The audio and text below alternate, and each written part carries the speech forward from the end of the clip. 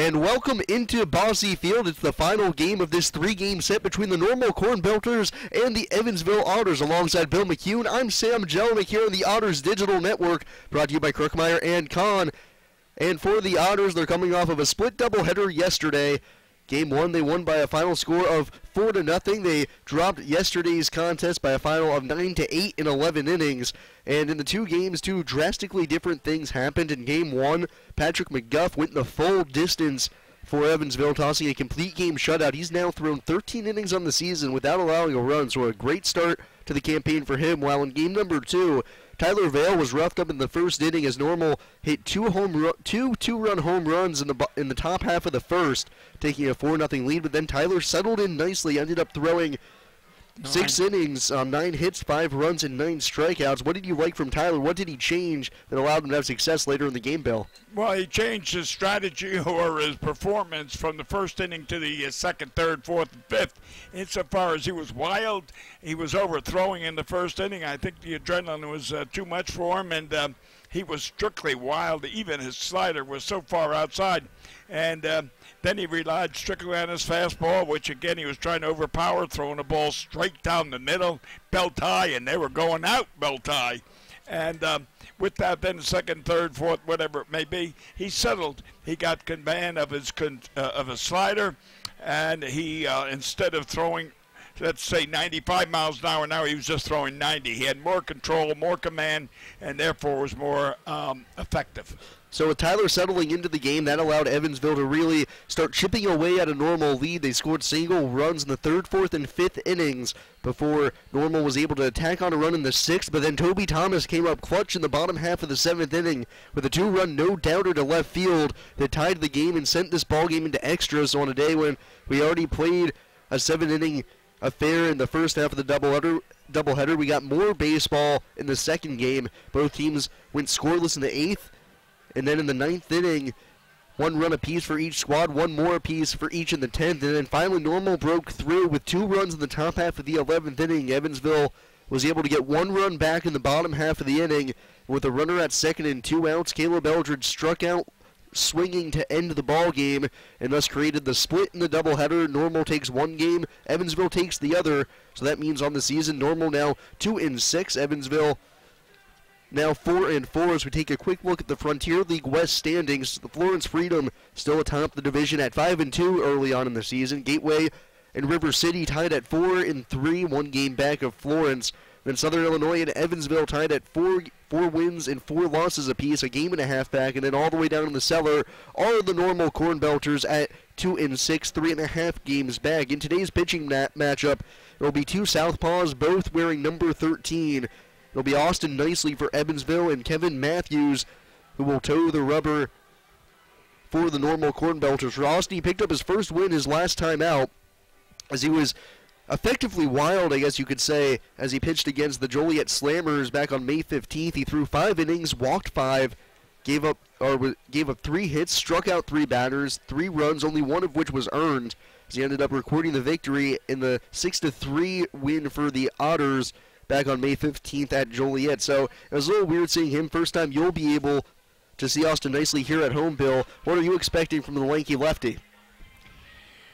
Well, I hope he has control and command. That's what I'm looking for. As you just described, he walked quite a few in that last his outing, and the same way in his preseason performance. Again, a lot of the Otter pitchers, their performance lacks control and command. So hopefully, as the season progresses, they develop both. And looking at yesterday's games, the Otters pitching staff, what made them so successful, even though they ended up giving up 9 runs to Normal, 4 of those came in the first inning, and then with the international tiebreaker rules and extra innings, starting with a runner on second, kind of difficult to not allow a run to score. But either way, in the 2 games combined, I believe the Otters ended up only walking 2 men total over the span of what ended up being 18 innings, so 2 full games. Really the first time we've seen the Otters pitching staff buckle down and find the strike zone. They were striking guys out, being very effective. But looking at the offense, yesterday it was really predicated on the long ball. 3 2-run home runs for the team, 2 in game number 1, 1 by Jeff Gardner, 1 from Ryan Long. In game number 2, the Otters were bailed out by Toby Thomas in the bottom half of the 7th inning with a 2-run home run of his own. And then even in extra innings, it took an error by the right fielder on a throw home when Mike Rizzatello was at third base. Looked like he was going to tag, but he hit the brakes. Wild throw comes in. Rizzatello's allowed to score and tie the game. So really the Otters offense, although the numbers looked good yesterday, just wasn't quite there. What do you think they got to improve on, Bill? Again, I keep saying the word consistency. And what it is, they only got, 6 hits last night. And here you played, 11 innings, and you only get 6 hits. Although they were big hits, Thomas got the home run, and, of course, Mike got that big triple and so on. But you got a bunch of hits together. Take a walk and a hit and a couple of hits, and you got runs. But if you end up getting a triple and with no outs and no one scores, hey, you're not being productive. So once again, the Otters win game 1 yesterday, 4-0 on the strength of the Patrick McGuff complete game shutout. In game number 2, the Otters drop it 9-8. So this will be the rubber game of the series. The Otters have had one rubber game so far this year, and that was actually last Sunday as well against the Washington Wild Things. The Otters jumped out to a big lead before they ended up squandering it and losing that game by a final of 12-7. So we'll see if they can pick up their first rubber match win of the season and garner back-to-back series victories, as they were able to best Joliet 2 out of 3 in Joliet, and now looking to take 2 of 3 from Normal here tonight. We'll go through the lineups for both squads right now. As for the Otters, not much changes from yesterday's ball game. Leading off for your Evansville Otters. Remember, tonight's starting lineups are brought to you by Mr. Quick Pick, here to provide you the roadside service you deserve. Call Mr. Quick Pick at 812-496-2321. Leading off for the Otters is none other than Ryan Long, who you're used to seeing at the top of the order so far this season, followed by Zach Wells and Toby Thomas. Jeff Gardner hits cleanup, followed by Travis Harrison, Brandon Doolin at first base, and then Caleb Eldridge, the designated hitter. Luis Valorio back behind the plate after Mike Rizzatello caught game number 2, forced to catch 11 innings, so he'll get the day off. And then Manny Cruz rounds out the lineup, hitting ninth, the second baseman. For Normal, their lineup stays very similar, only one change in it, as Derek Bauer leads off again. Santiago Chirino, who became the 4th Frontier League player to pick up his 600th hit of his career, as he was able to do so yesterday, picked up to hit number 603 for his career. Chris Ariart, who homered yesterday, bats 3rd. Andrew Godbold, the cleanup hitter, followed by Derek Lovelace and Tanner Lubach. Jay Karp, the designated hitter, bats 7th. David Martinez, who did not play yesterday and only has 1 start on the season, he'll bat 8th. And then Michael Centeno, who batted 2nd, or rather 1st in yesterday's lineup, drops all the way down to 9. He's the second baseman and rounds out the order. Remember, today's pitcher-catcher battery for the Otters of Luis Valorio and Austin Matthews is brought to you by the Answer Auto Repair East. Find your battery needs at the Answer Auto Repair East, located at 2319 North Green River Road, or call at 812-475-9000. And the Otters really need to pick up a win here, because they're going to have a tough stretch of games, 6 straight on the road, traveling to Windy City and then to Traverse City. How big is it to get some positive momentum going into such a long road trip? I'll tell you what, a win today certainly makes that road trip productive insofar as, you always feel better when you have a win under your belt. So going away, as you said, a 6-day trip, it'd be nice to say, hey, we're starting off fresh. And for the Otters, it's been a roller coaster of a season to start. They haven't been more than 1 game above 500, nor 1 game below 500, as right now they're even on the season at 4-4. They've had games where they look like a possible playoff team, and then also some clunkers where it looks like they might not make the playoffs, but overall the talent looks to be there. They've just got to settle in and find their groove. We'll take a quick break right now as we step away for the national anthem, and we'll be back with the first pitch here in this one. You're listening to Evansville Otters Baseball on the Kruckemeyer and Kahn Otters Digital Network.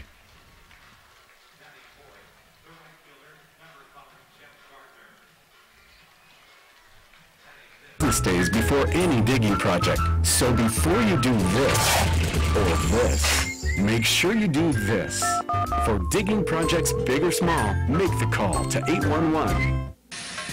Sheet Metal Workers Local 20 and SMACNA, the Sheet Metal and Air Conditioning Contractors National Association, have the most qualified sheet metal and HVAC contractors in the Evansville area. To find a list of our qualified union contractors, visit unionsheetmetalindustry.com. Hi, I'm Bill Morgan of Bill Morgan Roofing and Construction. I've built a reputation of doing quality work that will stand the test of time. We didn't get here by knocking on doors, talking gibberish, or trying to be the lowest bid. You don't like to be sold to, and that's not what we do. My philosophy is simple: treating your home like it's my own, from start to finish. For roofing, gutters, siding, give us a call at Bill Morgan Roofing and Construction. Roofing the right way. 812-499-5892 or BillMorganRoofing.com. No matter how large or small your digging project may be, no matter how urban or rural, you must always call 811 before any digging project. 811 is our national one-call number, alerting your local utility companies to come out and mark any lines they have near your dig site. So before you do this or this, make sure you do this. For digging projects big or small, make the call to 811. Brought to you by Indiana 811. The Evansville Otters would like to thank the Evansville Courier-Press for their support and coverage of Otters baseball. The Evansville Courier-Press provides news, sports, and weather coverage to the Tri-State, both in a print and online edition. The Evansville Courier-Press can be found online at courierpress.com, as well as on Facebook, Twitter, Instagram, and Pinterest. The Evansville Courier-Press, a member of the Journal Media Group. GD Ritzy's is a proud supporter of Evansville Otters baseball. GD Ritzy's menu features hamburgers, grilled chicken sandwiches, old-fashioned peanut butter and jelly, and ice cream. With 3 Evansville locations: west at 4810 University Drive, on the north side at 4320 North 1st Avenue, and on the east side at 601 North Green River Road. GD Ritzy's is open from 10 a.m. to 10:30 p.m. Sunday through Thursday, and 10 a.m. to 11 p.m. on Friday and Saturday. GD Ritzy's, a proud supporter of the Evansville Otters.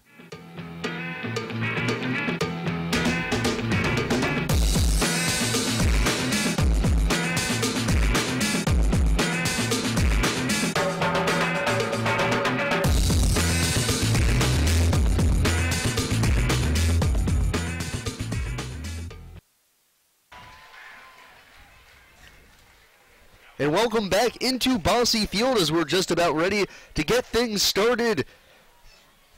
As Austin Nicely prepares to throw his warm-up pitches, we'll take you around the diamond for the Evansville defense. Not much changing from yesterday. Ryan Long still in left field. Zach Wells in center. Jeff Gardner out in right.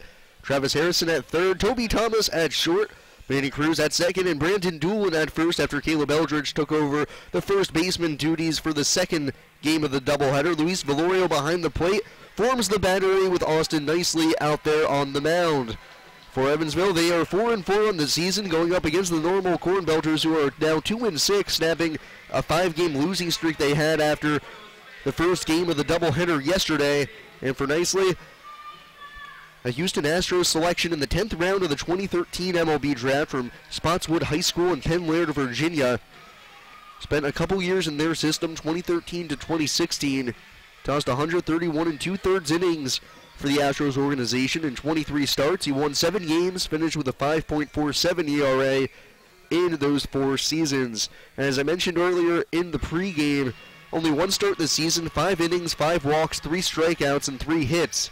Only gave up the 1 earned run, but 3 runs total as he picked up the win. It was a very weird start for him as he worked in and out of a lot of danger in that ball game. And you just can't keep on relying on that to be able to set guys down with runners in scoring position, because eventually it's going to come back to bite you. Oh, I tell you what, a walk, anytime a walk is issued, it's dangerous because you're setting up a possible run. In the meantime, before we begin, I'd like to let the fans know that we were entertained in the American national anthem by some young baseball player, little leaguer, and I'll tell you what a voice he had and what a superb job he did in singing the national anthem.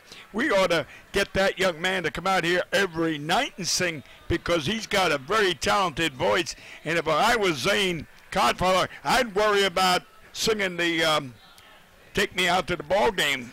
That young kid had some kind of set of pipes on him. He did a phenomenal job as we're just about ready to get underway as Derek Bauer bounds towards the plate to lead off the game for Normal. Once again, the lineup for Normal, Derek Bauer leads off, followed by Santiago Chirino, Chris Uriart, Andrew Godbold, Derek Lovelace, Tanner Lubach, Jay Karp, David Martinez, and Michael Centeno. Now Bauer into the box, hitting from the left side against the southpaw Nicely, who rocks and fires as he misses up and away for ball one. And we're underway here from Bosse Field. It's a beautiful day. Sun's out, not a cloud in the sky that we can see as the wind blows right to left. American flag pointing out towards left field. The 1-0. Fastball splits the middle for strike one, and it's 1 ball and 1 strike.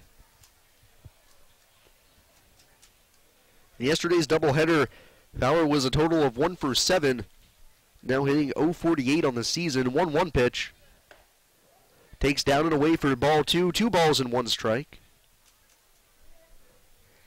Defensively for the Otters right now, Harrison playing just behind the grass at third base, off the line, even with the bag. So everybody else is playing straight up, nicely into the wind, the 2-1. Slapped foul down the third base side out of play, and it's 2 balls and 2 strikes.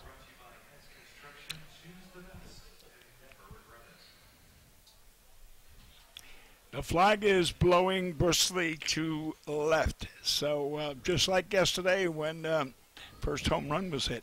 Yeah, Jeff Gardner got a ball up into the jet stream to hit one out. The 2-2. Line drive over the head of the second baseman Cruz and on into right center field. That's a base hit. Wells, the center fielder, over to pick it up and toss it back in easily. And it's a leadoff single for Derek Bauer. He just stuck the bat out there and slapped it to short center. You take them any way you can get them. Line drives or cheapies.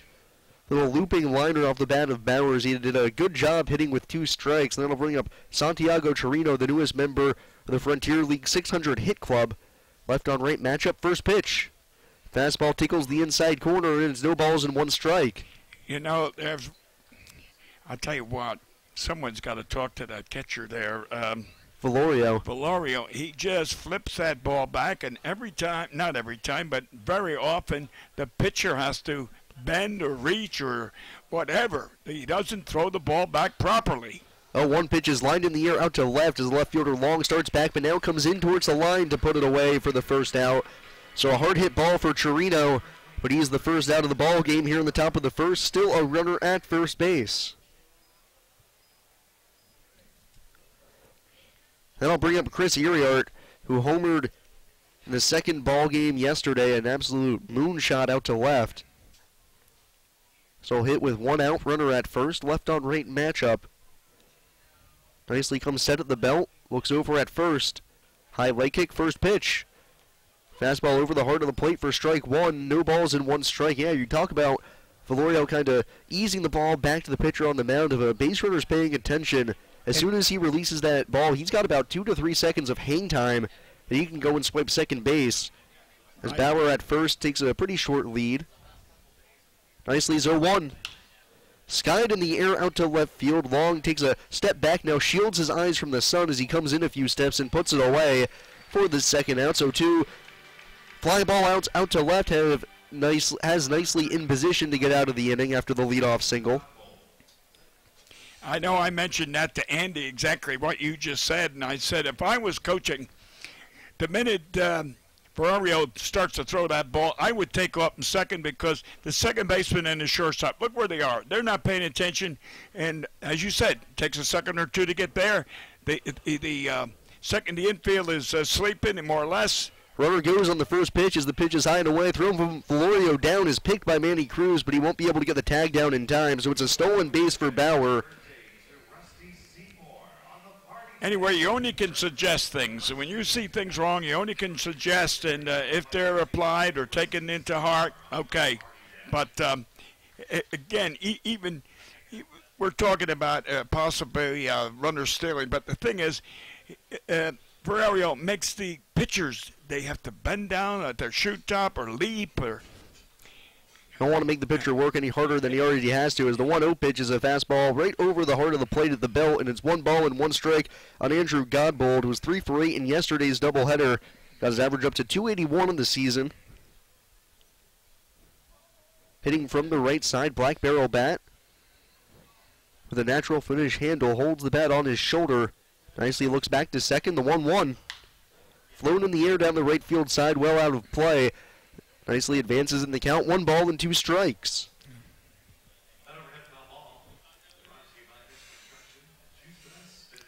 You know, as you said, pitcher's got a hard time just throwing the ball without worrying about fielding as well. And like you said, pitchers shouldn't be trying to catch pop-ups either, so just want to limit it for them, make it as easy as possible. So nicely comes set at the belt, looks to second. Now time called at the plate as he steps off, and it's still 1-2 on Godbolt. On deck, Derek Lovelace, who absolutely thrashed the Otters yesterday. Oh, did he? He was a menace. So nicely trying to avoid having to face him here in the inning. 2 away, runner at second, no score, top of the first. 1-2 pitch. Fastball at the eyes as Valorio has to jump a little bit to be able to catch it, and the count's even at 2-2. You know, the only one that was effective, really effective against Lovelace was Cummings. Yep, the left-on-left matchup. Right, he made him look bad, striking him out. So nicely trying to find the ender here in the top half of the first as time's called on the plate as Valorio wants to go through the signs again with nicely out on the mound. Looks like they've had a little bit of miscommunication with the runner at second, making sure that Bauer doesn't steal any of their signs. Bauer represents the first run of the game out at second, the 2-2. Flown in the air down the right field line. Right fielder Gardner giving chase towards the line into foul territory, into the Otters bullpen. He makes the catch. So he had a long way to run, a great jump, and Jeff Fields in the Otters bullpen for the final out here in the top half of the first inning. Austin nicely strands a runner at second and will go to the bottom half of the first inning. It's the normal Corn Belters, nothing in the Otters coming to bat. You're watching Evansville Otters baseball on the Kruckemeyer and Kahn Otters Digital Network. 2 to 3 business days before any digging project. So before you... I just love that ring. It's gorgeous. Where did he get it? Kruckemeyer and Kahn, of course. For the engagement ring that will have everybody talking, look no further than Kruckemeyer & Kahn. With incomparable selection, quality, and service, Kruckemeyer & Kahn is the only choice for the ring that will last a lifetime. Kruckemeyer & Kahn, your lifetime jewelers. So, everybody's talking about the ring. It's pretty great, huh? Pretty great. It's amazing. You gotta tell me, man. Where'd you get it? Kruckemeyer and Kahn, of course. For the engagement ring that will have everybody talking, look no further than Kruckemeyer & Kahn. With incomparable selection, quality, and service, Kruckemeyer & Kahn is the only choice for the ring that will last a lifetime. Kruckemeyer & Kahn, your lifetime jewelers. So let's see it. I absolutely love it. He did a fabulous job picking it out. I couldn't be happier. Well, I had a lot of help. I bet I know where it came from. Kruckemeyer and Kahn, of course. For the engagement ring that will have everybody talking, look no further than Kruckemeyer & Kahn. With incomparable selection, quality, and service, Kruckemeyer & Kahn is the only choice for the ring that will last a lifetime. Kruckemeyer & Kahn, your lifetime jewelers. This frame as Kevin Matthews goes out to the mound for Normal. Matthews, a former first-round pick of the Atlanta Braves, back in 2011, was selected in the supplemental round, a 33rd overall pick from Richmond Hill High School, Richmond Hill, Georgia. As the Braves continue that tradition of taking local Georgia players high in the draft, guys like him, Jeff Francoeur. This is the first season for Matthews with Normal. He's 0-1 on the season. In 6 innings of work, gave up 2 runs, 1 home run, 2 walks, and 5 strikeouts for the lefty. Last season, through 3 teams in 3 different leagues, Gwinnett in the International League, Florida in the Florida State League, and Rome in the South Atlantic League. As he bounces in the first pitch to Ryan Long for ball 1. He was 1-2 with a 4.81 ERA in 24 1/3 innings. 22 walks against 22 strikeouts, so he's pretty wild, as Ryan Long has already seen that wildness for ball 1. And now he comes back with strike 1 over the middle, 1 ball and 1 strike. Yeah, the first pitch was a 55, 56 foot pitch. It never reached home plate. Are we on? As the 1-1 pitch misses outside for ball 2. 2 balls and 1 strike. Long was 2 for 7 yesterday with his first home run of the season. Takes a slider that bends onto the inside corner for strike 2. Had Long bailing a little bit out of the way. And it's 2 balls and 2 strikes.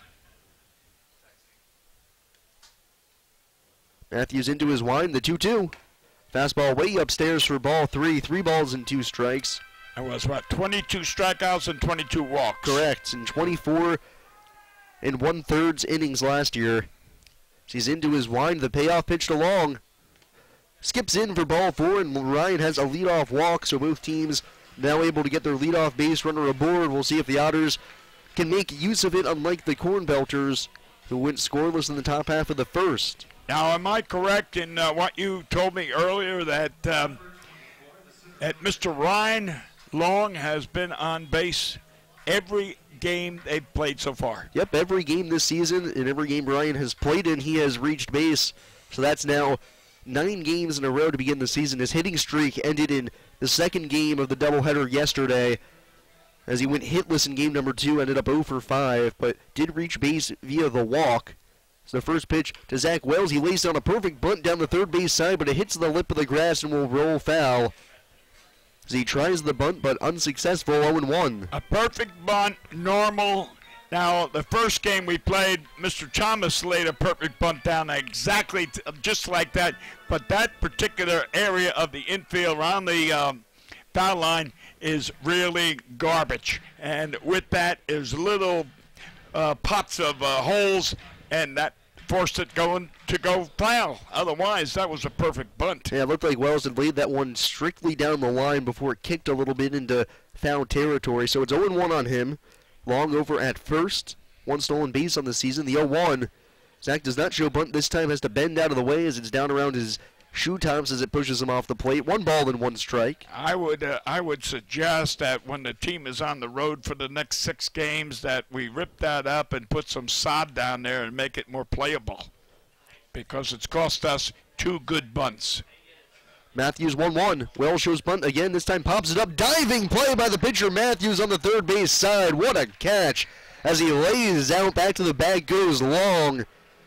And Wells is retired on the fantastic play by Kevin Matthews, going full extension towards the line to field the bunt, and there's 1 away. That was a base hit. If that went, if he didn't catch it, it was a base hit. Of course, they always say never try to pop up a bunt, but with the amount of backspin that ball had it hit the turf, that would have just ended up like a chip shot in golf. Would have hit, drawn back a little bit, and nobody would have been able to get Wells. Right. So now 1 away for Toby Thomas, who had a big day yesterday. 3 for 7, home run and 2 RBIs. 1 away, Long still at first. First pitch. That one gets Thomas, it looked like on the back leg. So he tried to kick out of the way, but unsuccessful. He was hit by a pitch yesterday, so he gets plunked again. Trots on down to first, Long on to second. There's a man in scoring position now for Jeff Gardner.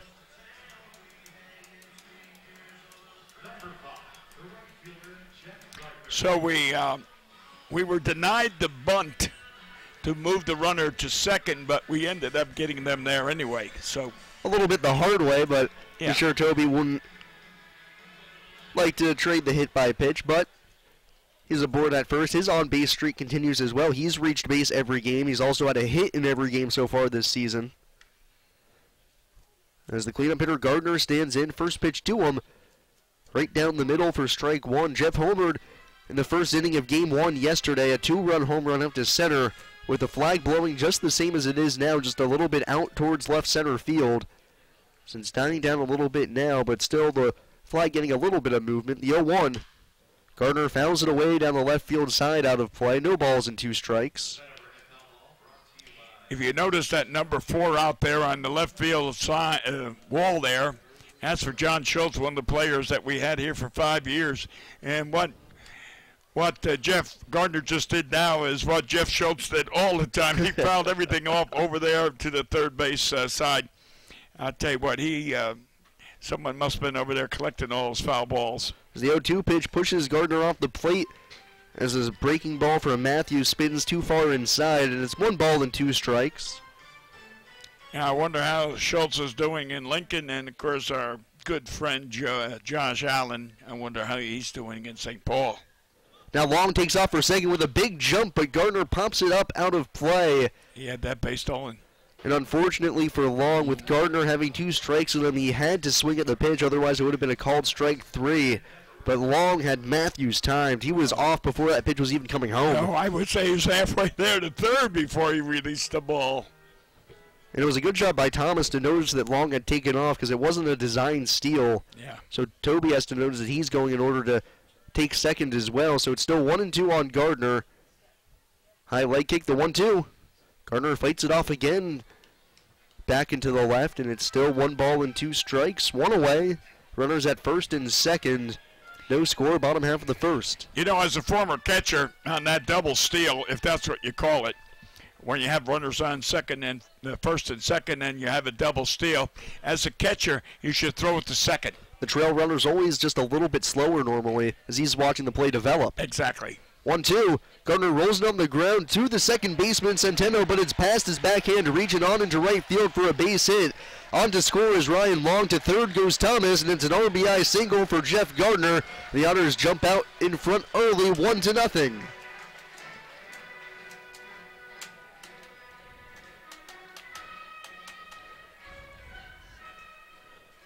Good base running all the way around for Evansville as Thomas able to take third. Long comes in to score. That ball had 20/20 vision for Gardner.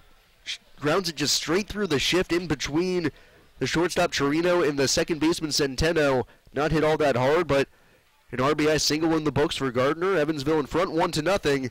So first pitch breaking ball swoops onto the outside corner at the knees for strike 1 on Travis Harrison. You know, right there, what you saw earlier here in this inning was something that the Otters have lacked for the last couple of years, and that was going from first to third. They would generally go and hold up at second base. Here they're rounding the bag and going into third. So good aggressive base running from Thomas puts him at third. Gardner at first. The 0-1 to Harrison has swung on and missed as he chases the high fastball. No balls and 2 strikes. Yeah. And Travis has really struggled lately with runners in scoring position. Has had a couple opportunities the past few games. Specifically in Joliet in the final game there, left the bases loaded twice. 0-2 pitch. Leaves a fastball around his eyes for ball 1, 1-2.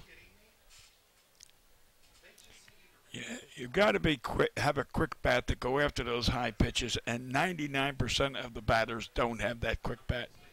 So stay off the high pitch. Matthews comes to the high set at the chest, looks over at first, the 1-2. Breaking pitch hangs up and away for ball 2 as Harrison's got the count now even. 2 balls and 2 strikes. 1 run home in the inning for the Otters on 1 hit, 1 walk and a hit batsman. As runners at the corners and 1 away for Harrison. 2-2. Swung on and missed as he chases a pitch outside for strike 3. First punch out of the game for Matthews, and a big one there as Harrison goes down swinging for the second out.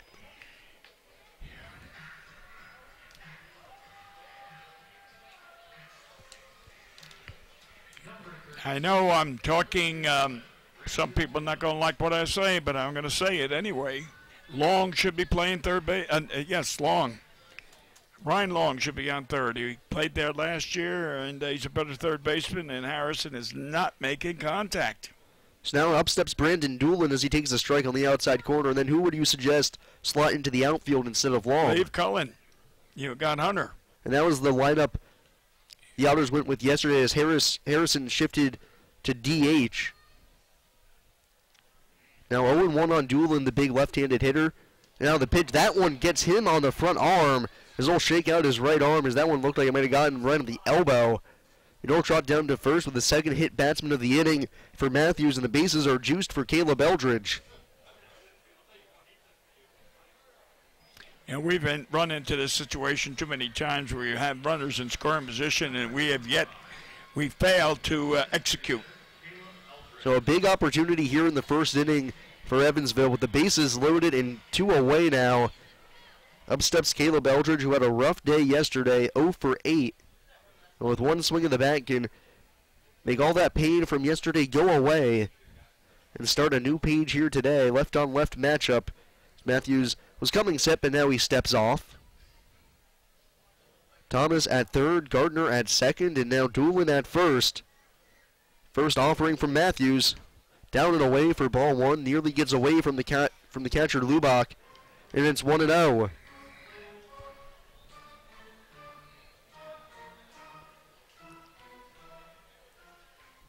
And flag's flying more or less direct center field now, and we know Eldridge has the power to hit one out any field. As he swings through the 1-0, a good fastball zips by Eldridge, and it's 1 ball and 1 strike. Like you mentioned, Eldridge, 2 home runs on the season, 5 runs driven in as well. One was left field, if I'm not mistaken. Yep, correct. Eldridge with just a slightly open stance. White batting gloves, black bat. 1-1. Swings through an off-speed pitch, and he's down on this count. 1 ball and 2 strikes. He's turning his head. It's a low outside pitch, and he's not going down with it. He's standing straight up, and he's trying to uppercut, but his head is turned, so he's not going to hit that pitch. We'll see if Matthews goes back to it here. The 1-2. Swung on and missed as it gets by Eldridge. 2 strikeouts in the frame for Matthews, able to limit the damage. He allows 1 hit, walks 1, and hits 2 batters, but the Otters leave the bases loaded here in the frame. They do take a 1-0 lead. You're watching Evansville Otters baseball on the Kruckemeyer and Kahn Otters Digital Network. Evansville leads 1-0.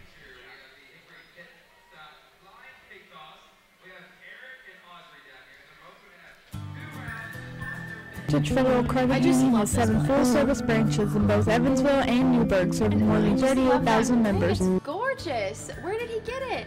Kruckemeyer and Kahn, of course. For the engagement ring that will have everybody talking, look no further than Kruckemeyer & Kahn. With incomparable selection, quality, and service, Kruckemeyer & Kahn is the only choice for the ring that will last a lifetime. Kruckemeyer & Kahn, your lifetime jewelers. So, everybody's talking about the ring. It's pretty great, huh? Pretty great. It's amazing. You gotta tell me, man. Where'd you get it? Kruckemeyer and Kahn, of course. For the engagement ring that will have everybody talking, look no further than Kruckemeyer & Kahn. With incomparable selection, quality, and service, Kruckemeyer & Kahn is the only choice for the ring that will last a lifetime. Kruckemeyer & Kahn, your lifetime jewelers. The International Brotherhood of Electrical Workers Local Chapter 16 would like to take time to say, Go Otters! The IBEW Local 16's jurisdiction includes 13 counties in southwestern Indiana, as well as Wabash County in Illinois. Its members are divided into several categories of electrical work, including inside construction, maintenance electric, residential wiring, and sign classifications. More information on IBEW Local 16 can be found online at ibew16.net.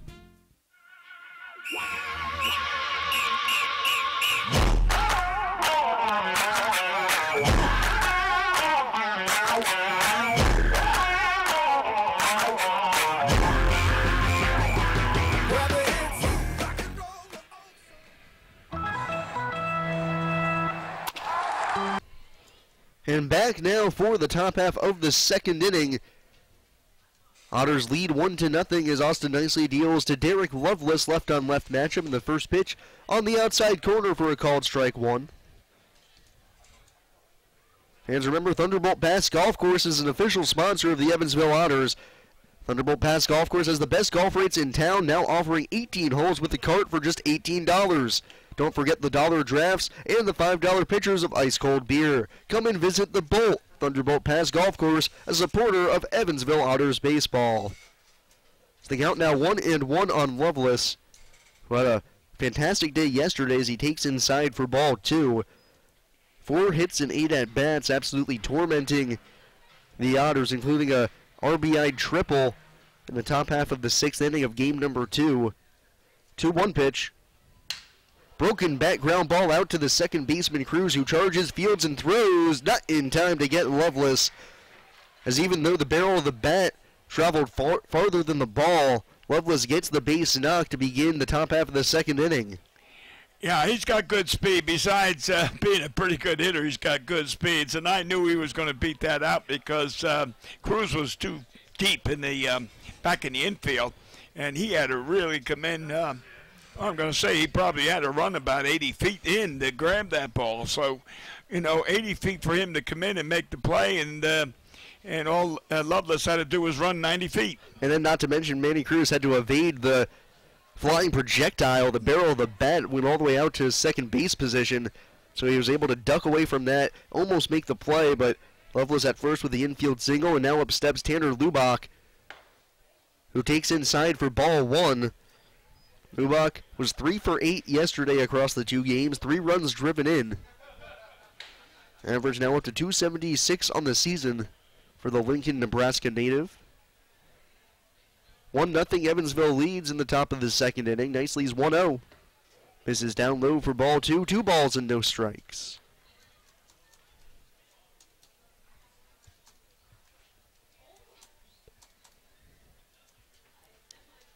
Now Nicely will take his time, go to the rosin bag, palm up the baseball just a little bit. Notice the coach down first base has got the stopwatch. He's timing the, there it is there. That's what he's timing right there. The snap throw from Nicely sees Lovelace back to the bag. That's one of the things I had to do in spring training, Major League spring training all the time. My job was the time to get the time of the pitchers released to first base. It's going to steal this pitch. Nicely comes set, looking over at first. Yep. Lovelace does not go, and the pitch is skied in the air to left field. Long doesn't see it at first, shielding his eyes from the sun. Still can't see it, fighting the sun. Finally able to track it, as he really didn't have to move too far, but had to battle the sun staring right at him in left field, able to shade his eyes just enough to make the catch for the first out. Yeah, he fought that. He's looking now. He fought that sun up there. Actually saw a play last week. It was circulating on Twitter. Left fielder acting like the sun was in his eyes, trying to shield his eyes. Nicely delivers the first pitch. Karp takes down low for ball 1. Left fielder actually had the ball the whole time. He knew where it was going to fall, but was acting like the sun was in his eyes, like he wasn't going to catch it. So the runner at first was going around second. He makes the catch, throws back to first. Easy double play. But that time long there, truly the sun just absolutely scalding him in the eyes. As Jay Karp awaits the 1-0. Here it is. Up and away, snap throw from Valorio to first, goes all the way down the right field line as Karp, or rather not Karp, but Lubach will go into second base on the error. Valorio's second error of the season as he tries to pick off Lovelace from first, and Lovelace will get to second base for free on the throwing error.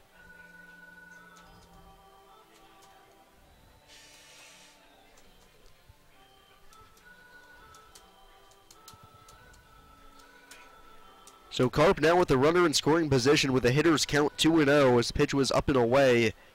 Karp was 0 for 8 yesterday, spanning the 2 games of the doubleheader, now hitting just $143 on the season. Nicely looks back to second, the 1-0. Throws a fastball by Karp for strike 1, 2 balls and 1 strike. You watch Valorio throw a shot to right field or to second base. He's got a great arm. He does. He's got a cannon. Yeah, but yet when he throws it back to the pitcher, it's just unbelievable. It's 2 different catchers. 2-1 on Karp. Nicely looks back to second, the pitch. Fastball up and away as Karp able to check his swing in time, and it's 3 balls and 1 strike. On deck, David Martinez did not see action yesterday. The Otters haven't seen him at all this series.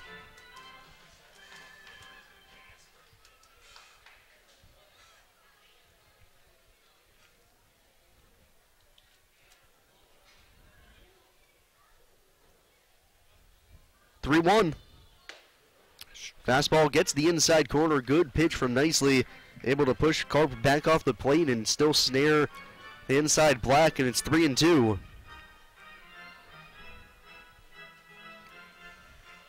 Nicely trying to preserve the 1-0 lead for Evansville.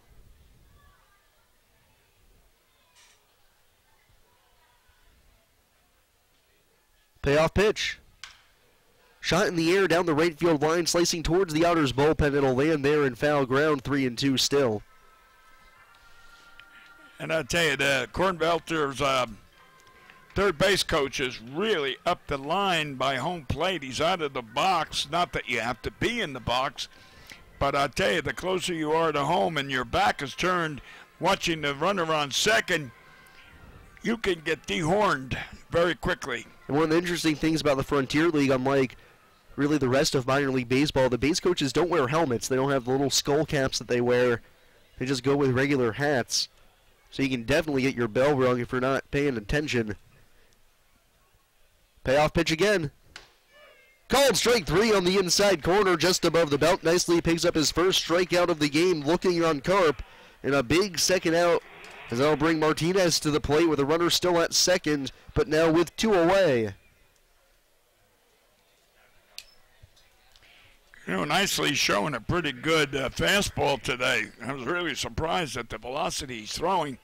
Yeah, seems to be tossing just a little bit harder than he did out in Joliet. Breaking ball a little bit sharper as well, but the velocity is the real big difference. Yeah. He's been popping Valorio's mitt all day. So he spikes a pitch on the first offering to Martinez, 1-0. Martinez, as I mentioned, did not play in yet either of yesterday's games, but now getting to start at third base. Played last year in the United Shore Professional Baseball League, the Birmingham Bloomfield Beavers.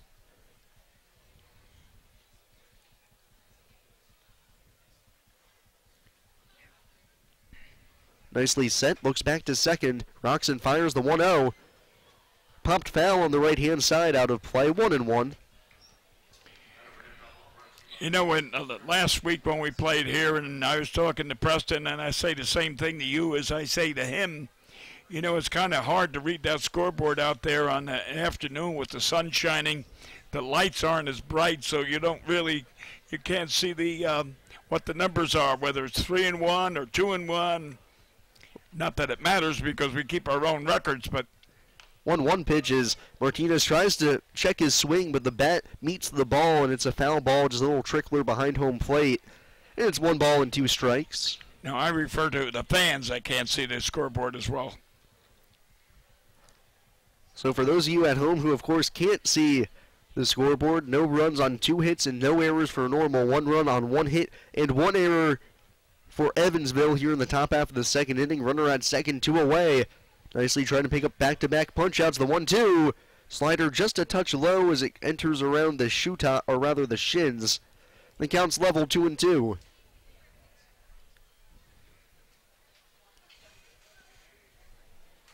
Nicely struck out Carp, the last hitter, with an inside fastball. We'll see if he goes back to that on Martinez, who hasn't shown the ability yet to get around on the inside fastball. Nicely shown good velocity thus far. 2-2 pitch. It is inside, but this time too far inside as it can't catch the inside corner. The count now full for the second straight hitter, 3-2. Evansville in front 1-0 in the early going, trying to take the rubber match of this 3-game set against Normal. The two clubs split the doubleheader yesterday. Evansville with a chance to take the rubber game here. The 3-2. Down in the dirt for ball 4. Nicely's walked his first hitter of the game as he misses down in the dirt to Martinez for ball 4. There was some kind of an explosion down there, and I saw something fly at probably a balloon because it happened right here, and there's a couple of kids down there, so I assume it was a balloon. Something of that nature. Somebody having some fun. Nicely trying to burst the bubble on the Normal corn belters here in the inning. Pop their balloon and get out of the frame. So now deal to the 9-hole hitter, Michael Centeno, who led off yesterday. So he swings through the first pitch from Nicely 0-1. I tell you, we got some fans out there in the Bud Light Lime patio. We got the umbrellas up and the sun, and they're enjoying themselves. They got their own catering service out there, and you know, restrooms and everything else. It's a great opportunity to send your company for a picnic out there. You know, one cued towards the Otters dugout where Andy McCauley picks it up and tosses it to the side. 0-2 now on Centeno. Was 0 for 10 yesterday, just a rough start for him. He's now hitting .074 in the season, so not much going right for him for the St. Thomas University alumnus. Is that St. Thomas in Florida? I'm not sure, actually. I think there's a couple of them. One in Minnesota, I believe, and one in Florida as well. Okay. And, of course, the St. Thomas Islands. Oh, yeah. Although I doubt they have a college baseball team. Well, I'm looking at his size and his body build, and I'm thinking that it would be more or less in the Florida area. So Centeno down on the count, 0-2. 2 outs, runners at first and second. Otters in front by 1, the 0-2. Fastball up and away, Centeno lays off, 1 ball and 2 strikes.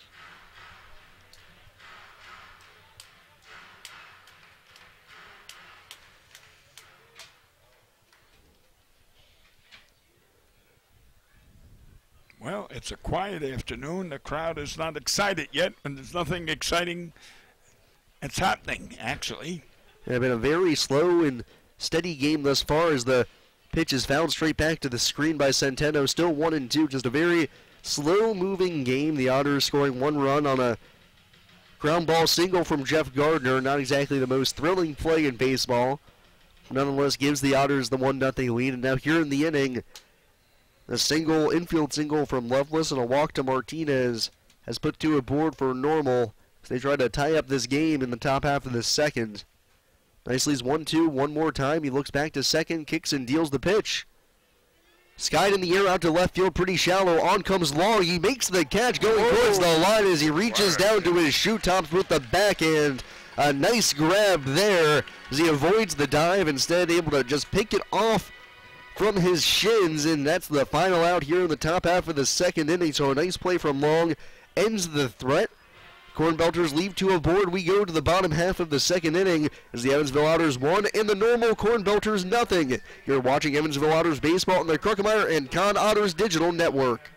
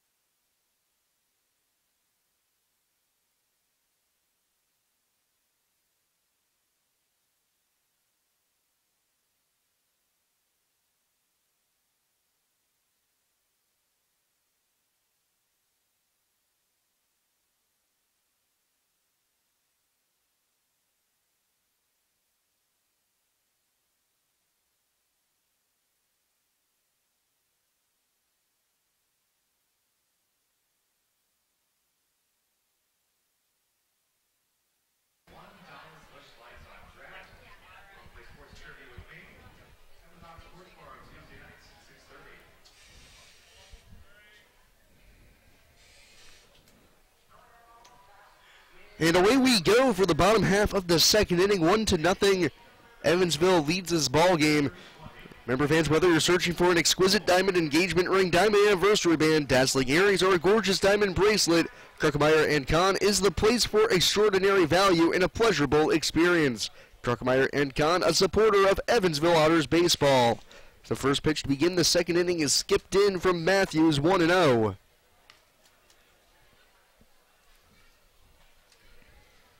Luis Velorio leading it off here in the bottom half of the second inning. It's him, Manny Cruz, and then the top of the order in Ryan Long. So the 1-0 is shot foul on the right-hand side, way out of play. 1 ball and 1 strike. Velorio started game 1 yesterday, and in the low-scoring affair, he only got 2 at-bats, was 0 for 2. Now hitting .267 on the season, but with a .389 on base percentage.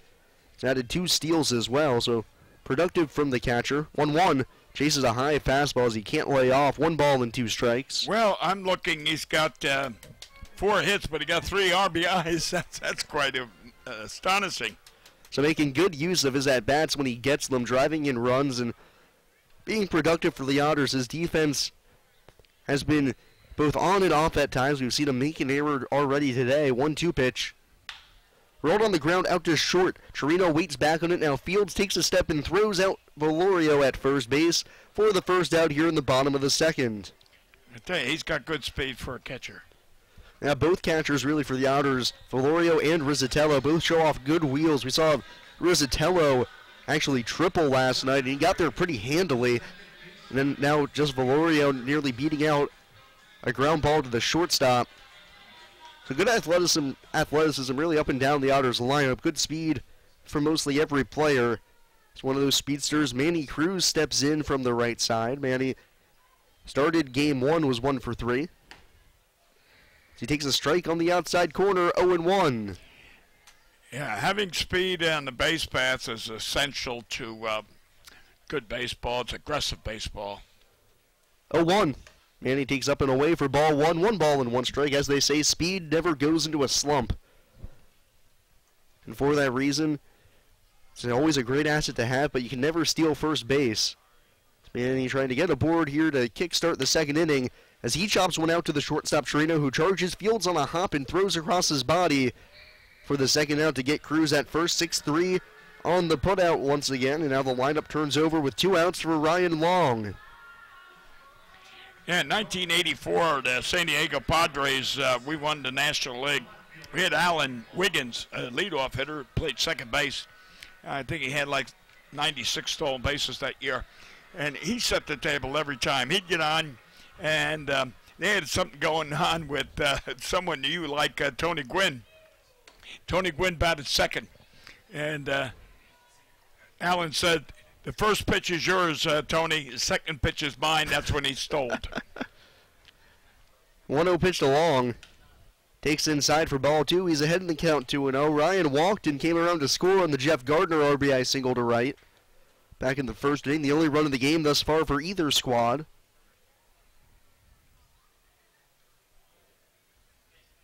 As Long rips one in the air down the right field line. Right fielder Loveless coming on. He'll have to play it on a hop. Long around first. He's going to try for 2. The throw from the right fielder will get Long by a mile as a cannon from Loveless out into right nails Long at second.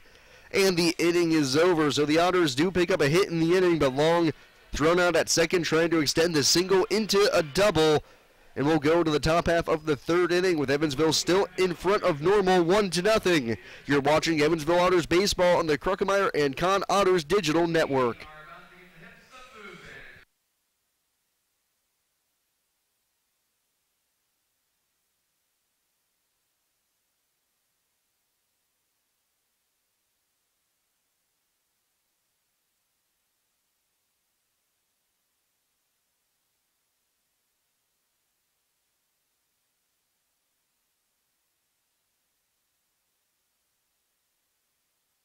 Selection, quality, and service. Kruckemeyer & Kahn is the only choice for the ring that will last a lifetime. Kruckemeyer & Kahn, your lifetime jewelers. So, everybody's talking about the ring. It's pretty great, huh? Pretty great. It's amazing. You gotta tell me, man. Where'd you get it? Kruckemeyer & Kahn, of course. For the engagement ring that will have everybody talking, look no further than Kruckemeyer & Kahn. With incomparable selection, quality, and service, Kruckemeyer & Kahn is the only choice for the ring that will last a lifetime. Kruckemeyer & Kahn, your lifetime jewelers. So let's see it. I absolutely love it. He did a fabulous job picking it out. I couldn't be happier. Well, I had a lot of help. I bet I know where it came from. Kruckemeyer & Kahn, of course. For the engagement ring that will have everybody talking, look no further than Kruckemeyer & Kahn. With incomparable selection, quality, and service, Kruckemeyer & Kahn is the only choice for the ring that will last a lifetime. Kruckemeyer & Kahn, your lifetime jewelers.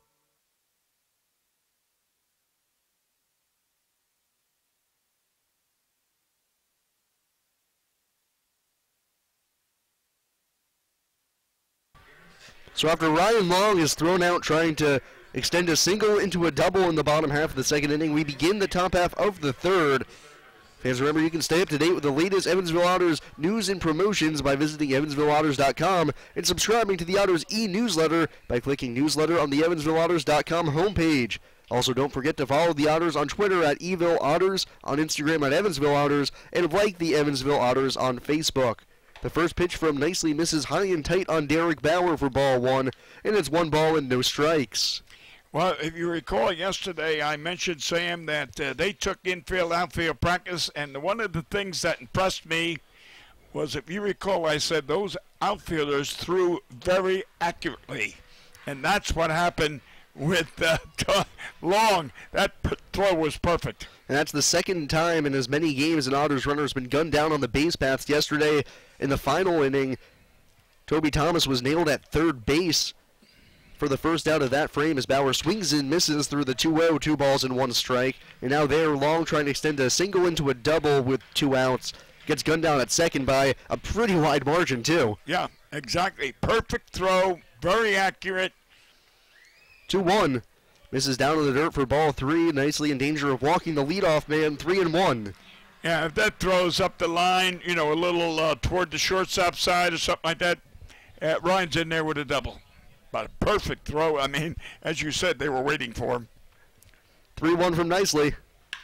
Chopped right back to him on the mound as he fields and throws over to first just a little bit low, but Doolin able to pick it out, and it's the first out here in the top half of the third. A nice play from Nicely as he just had his glove in the right spot. Otherwise, that probably just would have been a ground out to short, but he makes the play easily himself. 1 away.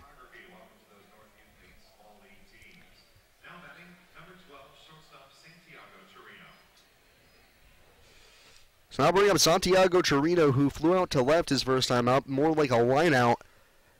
But will go down as a fly out as he hits from the right side. Nicely's first pitch. Misses down low for ball 1, 1 ball and no strikes. Evansville still in front 1-0 on the strength of the Jeff Gardner RBI single in the first. Nicely rocks and fires the 1-0. Misses down and in to Chirino and to the first 2 batters here in the inning. Nicely's fallen behind 2-0. We spoke about infield, outfield practice. They don't do it in the majors either. And I wonder why. That was always traditional. 2-0. On the outside corner for a called strike 1.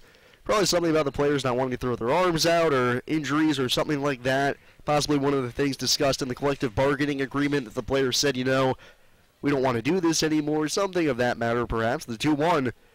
Down and away, and for the second straight hitter again, nicely down in the count, 3-1. You've got a good point there. Being from the Philadelphia area, I can remember Terry Kennedy was our catcher, and he was the player rep, and he went to my brother. The 3-1 pitch misses inside to Chirino for ball 4. He'll go down to first. Who was the general manager at that time, and they did not like staying at the I can't think of the name of the hotel, but they wanted to go at the Hershey Hotel. So we had to transfer, and we had to book reservations in the Hershey Hotel because that's where the players wanted to go. It's amazing, the strength of the union. It's something that's really changed baseball fundamentally forever, especially with free agency. So first pitch is flown in the air out to center. Wells starts in, but now retreats back a few steps as he settles in and makes the catch. So just as we introduce Chris Uriart, we say goodbye as well as he flies out for the second time this game. And he's the second out here in the third with Evansville still in front 1-0. Austin Nicely looking for his third straight scoreless inning to open the ball game. I'll have to go through Andrew Godbold to end the third, however. He flew out to right field in foul territory on a nice running play by Jeff Gardner as he went into the Otters bullpen.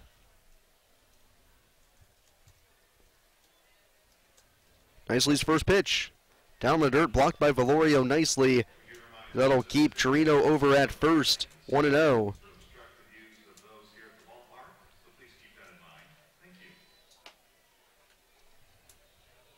One of the things that hurt the ball players, even though they've got so many benefits, one of the things that hurt them, which they don't do today, and after this pitch I'll explain, Nicely looks over at first, head of the belt, the leg kick in the 1-0, swung on and missed. Good changeup to Godbold, 1-1. When you went to spring training, and I'm talking years ago, they had what they called Murphy money. And what that was, I'm speaking of when I was in spring training with the big club in 1984, we were getting $800 a week. It was Murphy money. 1-1. Flown in the air down the right field side again into foul ground. Gardner racing over right towards the line, and now he drifts back into fair territory and stays there to make the catch, almost in the same spot he made the first catch on Godbold, and this time a fly out to right in fair ground ends the inning. The Corn Belters are turned away scoreless for the third straight time. We'll go to the bottom half of the third inning. The Evansville Otters 1 in the normal, Corn Belters nothing. You're watching Evansville Otters baseball on the Kruckemeyer and Kahn Otters Digital Network.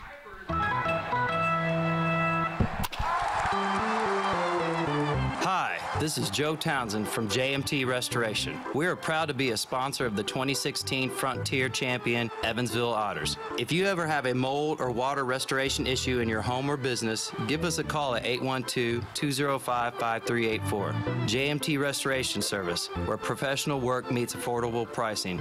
Remember, go Otters!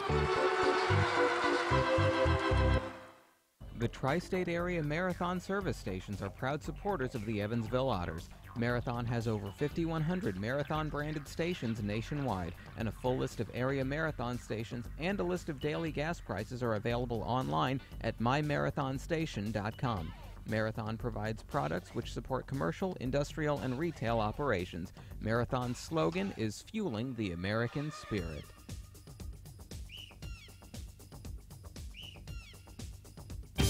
Why Old National Bank?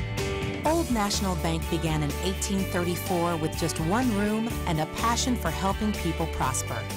Today, we are honored and grateful to be the financial partner for so many businesses, families, and individuals like you.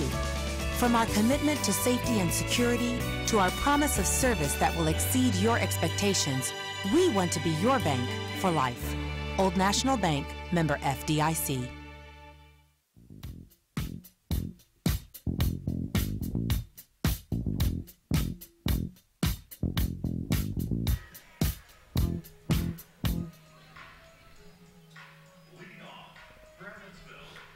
And we're back for the bottom half of the third inning, as Evansville will look to extend their 1-0 lead. Wells, Thomas, and Gardner here in the frame, 2, 3, and 4 after Ryan Long was thrown out trying to stretch a single into a double his last time up to end the bottom half of the second, as Wells takes a called strike one. But back to the Murphy money. Oh, yes. Okay, back to the Murphy money. In spring training, you get up in the morning and you go downstairs and they have a fabulous breakfast for you. You don't pay, okay? Then you go out and you work out in the field, and they set up a dinner table for you. Then you go back to the motel, and then you had cocktail hour. You had the chicken wings, you had the meatballs. Many people never ate. All they did was eat there. As Wells drives one in the air down the left field line with home run distance, but it'll end up foul. So what I'm saying is, you didn't have to pay for one meal. You could shave and do everything else at the clubhouse. That was $800 you didn't pay taxes on. That was strictly here. This is for you to whatever. But now they have to pay taxes on that. Oh, true bummer. Yeah, the government come in just like meal money. Now they got to pay on that too. 1-2 pitch outside on Wells, 2 balls and 2 strikes. Government going into the pockets of the players. Yeah, when you're getting $125 a day meal money and you're not spending it, and it manages to be about, a couple $1,000s during the year. That was all free money. Now they pay taxes. So the Murphy money is gone. So the count now, 2 balls and 2 strikes on Zach Wells. Here's the pitch. Outside for ball 4. That was a 3-2 offering. So he'll go on down to first with the leadoff walk, the second walk of the game for Matthews. He allowed a leadoff walk back in the first inning to Long, and he came around to score in the Gardner RBI single. That's the only run of the game so far in the game. Now I'll bring up Toby Thomas, who was plunked by a pitch his first time up. one of 2 hit batsmen Matthews has allowed. Thomas stands in from the right side wearing the stirrup socks. First pitch to him. Swings and hooks it foul down the left field side, out of play 0-1. Toby wearing the white sanitary socks with the blue stirrups that have the white stripes, 3 of them going up the side as well. There are 10 of the players wearing socks today, which is unusual. Nearly half the team. Yeah. Some players like to call it High Sock Sunday. Make a thing out of it as Thomas takes inside for ball 1-1-1. I hated when the colleges started that. Oh, I think back in the 60s, I believe the colleges started those long pants, and I think they're disgraceful. So it's 1 ball and 1 strike on Toby. As Matthews looks over to first, 1-1. Ripped through the hole on the left side, and that's a base knock for Thomas. His hitting streak continues. He's now up to 9 games on the season. Up to second goes Wells. The Otters have something cooking here in the bottom half of the 3rd inning. Runners at first and second with nobody out. Well, now we played 3 teams. We played Washington, we played Joliet, now we're playing Normal. And in each one of those series, Thomas has got quite a few hits. Now there should be 3 managers right now to vote for him to be the all-star shortstop. At least they should. His play, his defense is great, and his hitting. He should be the shortstop. Thomas right now top 10 in the league in hitting. Also up there in RBIs, 1 home run to boot as well, or 2 on the season now. As the first pitch to Gardner, he takes above the letters for ball 1-1-0. Toby making use of the hole on the left side, left vacated by Chirino, who was playing towards the second base bag at double play depth and just poked a ball through there. Now Gardner at the plate had an RBI single his last time up. Left on left matchup, the 1-0. Takes on the outside corner, count levels 1-1. Overshift again on for Gardner. 3 men on the right side of the infield. The first baseman, second baseman, and shortstop. The third baseman, Martinez, the only one on the left side. He plays even with the third base bag off the line. 1-1 pitch. Front door curveball comes right into Gardner for strike 2. 1 ball and 2 strikes. Yeah, I wouldn't have swung at that myself. If he did, it would have been a handle shot. Double play ball most likely too. Yeah, broken bat and ground ball double play. Now it's 1-2 on Gardner. The pitch takes a curveball down and away that ends up in the right-handed hitter's batter's box. And the count levels at 2 balls and 2 strikes. 1-0 Evansville on top here in the bottom half of the 3rd inning, but looking for more with 2 men aboard and nobody out here in the bottom of the 3rd. Matthews, the southpaw, comes set at the shoulders, looks back to second. Still waiting. Cranks and fires the 2-2. Gardner swings and misses as he tried to hold up his swing as he chases one up and in for the first out. Yeah, that was an abbreviated swing. It looked like he was going to swing, then he held up, and then unfortunately, and it was a tip, but the catcher caught it. It looked like Gardner was probably looking curveball on that pitch as that fastball rode high and in on him. Yeah. Was probably looking for it to drop over the heart of the plate and do some damage, but instead strikes out swinging, the 3rd of the game for Matthews as Harrison takes upstairs for ball 1. Travis struck out swinging his first time up. That was right with runners at first and third and 1 away. Now with runners at first and second and 1 out, he steps in.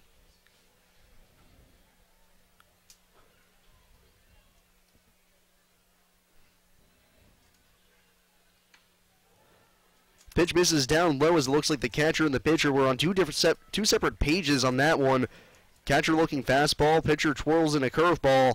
I think it might have been a called strike had he framed it properly. Yeah. But otherwise, the mix-up costs the normal Corn Belters a strike, and Harrison in a real hitter's count now 2-0. Yeah, you know, years ago, I'm talking 50, 60 years ago, the catchers on a pitch out, the catchers could go way outside. Today you can't. You got to stay within that zone. 2-0. Harrison chops it on the ground down the third base line as it kicks foul. Luckily for Harrison, that was probably a tailor-made double play ball too, so he stays at the batter's box, 2 balls and a strike. We had a runner on third, not called for a pitch out, and I jumped right outside because, again, you were allowed to in those days. And don't you Wouldn't you believe the pitcher threw a strike right down the middle. The ball went back to the backstop. The runner scores from third, and I get an error. All because the pitcher threw something he wasn't supposed to. 2-1 pitch. Harrison leaves it upstairs for ball 3, 3 balls in the strike. I've always been curious, is it better as a catcher if there's a mix-up between you and the pitcher, if you're thinking off-speed and he throws fastball, or if you're expecting fastball and he throws off-speed? If you're expecting off-speed and you get a fastball, your judgment is off. The 3-1. Harrison skies it in the air and foul ground on the first base side. First baseman Earhart giving chase in front of the netting. He will be able to make the catch. So he just had enough room as he wandered onto the warning track next to the Otters dugout. And Harrison's retired on the foul pop-up for the second out. You know, I mentioned to you yesterday, years ago, home plate was about 20 feet up from where it is now. We had a pitcher, Don Nonabot, who went on to pitch several years in the majors. In fact, he threw the first no-hitter for the Colt 45. Not the Houston Astros, but the Colts 45. And Don Nonabot had a super slider. So when I called that, I used to shift to the right, knowing that that's where the ball was going to be. First pitch to Brandon Doolin freezes him on what looked like to be a good slider, 0-1. And this one night I called for the slider and I shifted and boom, I had to run back and again call the cab to get the ball. And of course the runner advances to second. And later on I did the same thing. I called for a slider and boom. Doolin takes up and away for ball 1. So now another runner calls. Of course, Bob Coleman's the manager, and of course I'm getting what the heck's going on here, you know. So I go out to Don Nonabart and I said, "What are you throwing? I'm calling the slider, and you're throwing a Scroogey." He said, "Bill, I'm throwing it the same way." 1-1 down in the dirt. Good block by the catcher. Lubach anchors the runners where they are. Nothing different, only the ball, instead of going to the right, it's now going to the left. Oh, okay. So from there on in, anytime I was catching Nonabart and I go up the slider, I had to stand right over the plate because I never knew which way it was going to go. Sounds like your pitchers owe you a lot of cab money. Plus the tip. So it's 2-1 on Doolin, who was hit by a pitch his first time up on the right arm. He has a elbow guard on that, so I'm not sure if it got him cleanly. 2-1 pitch, skied in the air out to left field, shallow. Left fielder Godbold starts back, now racing in, still racing in. The shortstop and he come out. They collide and the ball drops free. The ball's picked up, 1 run scores, but the throw to the plate will get Thomas. Again. So 1 run scores for Evansville on the play. It'll be an RBI single technically for Doolin, as Wells comes across to score the second run of the game, but Thomas nailed at the plate to end the inning. Another perfect throw from the outfield. Now the third outfield assist in the game for Normal. And we'll step aside now with the Evansville Otters leading 2-0 here from Bosse Field over the Normal Corn Belters. You've been listening to the Evansville Otters Digital Network here on the Kruckemeyer and Kahn Otters Digital Network.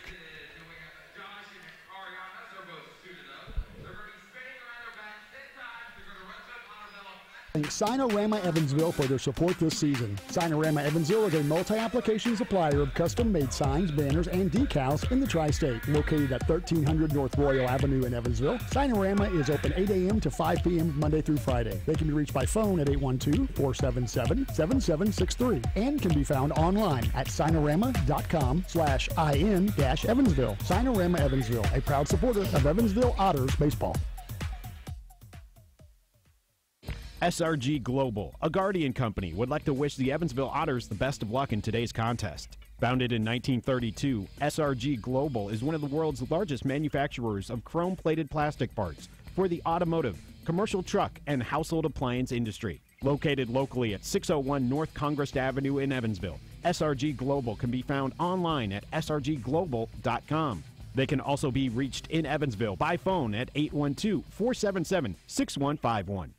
The Tin Fish Restaurant, located at 300 West Jennings Street in Newburgh, Indiana, is a proud supporter of Evansville Otters baseball. Independently owned and operated, the Tin Fish menu features salads and sandwiches as well as seafood platters and combos and seafood burritos, tacos, and burgers. The Tin Fish Restaurant is open 7 days a week from 11 a.m. to 8 p.m.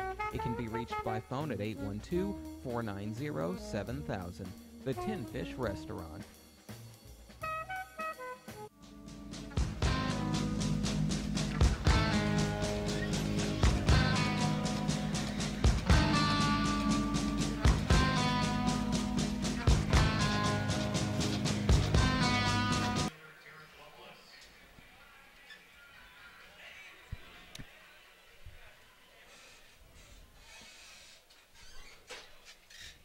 So back for the top half of the fourth inning after a weird play to end the bottom half of the third inning. Evansville now with a 2-0 lead. So the first pitch to Derek Lovelace is cued down the third base line, foul 0-1. Brandon Doolin with a high pop fly out to left. Left fielder Godbold started back, then came in. Shortstop Chirino went out. The two collided. The ball popped free. 1 run scored, but Toby Thomas, who was trying to score all the way from first, was gunned down at the plate to end the inning. As Lovelace swings and misses at the 0-2 pitch, or at the 0-1 pitch rather, now no balls and 2 strikes. I think I say it a bit correctly, but was it Derek Bauer that picked the ball up and threw that throw home? Yeah, the center fielder. The center fielder came hustling all the way over to be able to make the play because the left fielder Godbold and Chirino, as Lovelace swings and misses at the pitch down in the dirt. Second strikeout of the game for Nicely, and there's one away here in the fourth.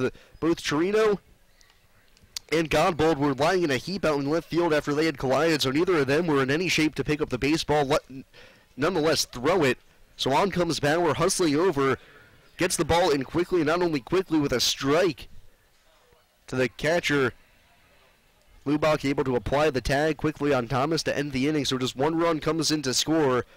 The Evansville Otters lead by that score of 2-0 as the first pitch to Lubach is taken up and away for ball 1. 2-0, Evansville leads here in the top of the fourth inning, 1 out.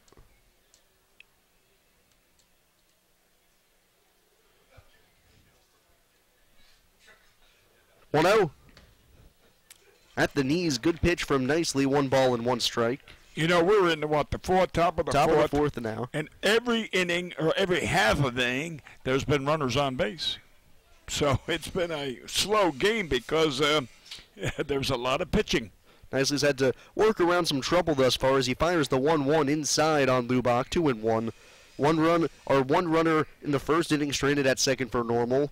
Another runner stranded at first and second in the second inning for Normal, and then one more in the third stranded at first. So 4 runners left on base thus far for Normal. This is coming off a series when they stranded 22 men over the course of 3 games as Lubach punches it foul on the right-hand side out of play. 2 balls and 2 strikes.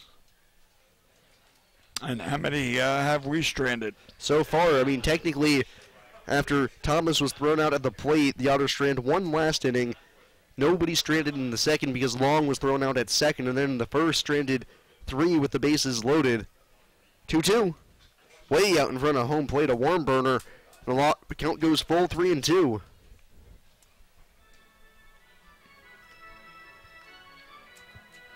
Nicely has issued 2 walks so far. He's also struck out 2 while allowing 2 hits. All here in the top half of the fourth inning. Rubber game between the Corn Belters and the Otters. Evansville trying to improve to 5-4 on the season and get their second straight series victory. They took 2 of 3 from Joliet earlier in the week. Now trying to take 2 of 3 here from Normal. The 2-2. Roped into left field. That's a base knock for Lubach as he lines that one out to the left fielder Long. And it's a 1-out single for Lubach. You know, I said years ago when we were playing that if we took 2 out of 3 all the time, we'd win the pennant. .667 winning percentage. That's just about the rate at which you got to play. If you play at that for a long time, you're going to be one of the top, if not the top team in the league by come the end of the season.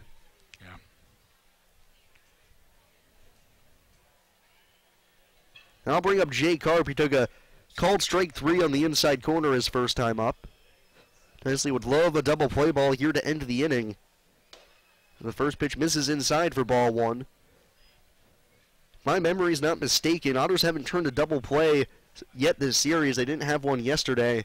They had a possible one last evening, but Manny Cruz bobbled the transition. Thomas and Cruz at double play depth. The 1-0 swung on and missed as Karp goes chasing. 1 ball and 1 strike. No, you're correct in that. And Manny did just couldn't get it out of the glove. I guess it got stuck in the webbing, whatever it may be. But it would have been even if he did, though, it would have been a difficult play. Yeah, Manny was coming across the second base bag hard, trying to pick the ball out of his mitt, just couldn't find it. The 1-1. Cued off the end of the bat to second, could be 2. Cruz to second for 1, back to first. There is the double play. 4 to 6 to 3. The Otters turn the twin killing to get nicely out of the inning. And we'll go to the bottom half of the 4th. It's the Evansville Otters 2 and the Normal Corn Belchers nothing. You've been listening to the Evansville Otters Digital Network, brought to you by Krukemeyer and Kahn. Good call, Sam.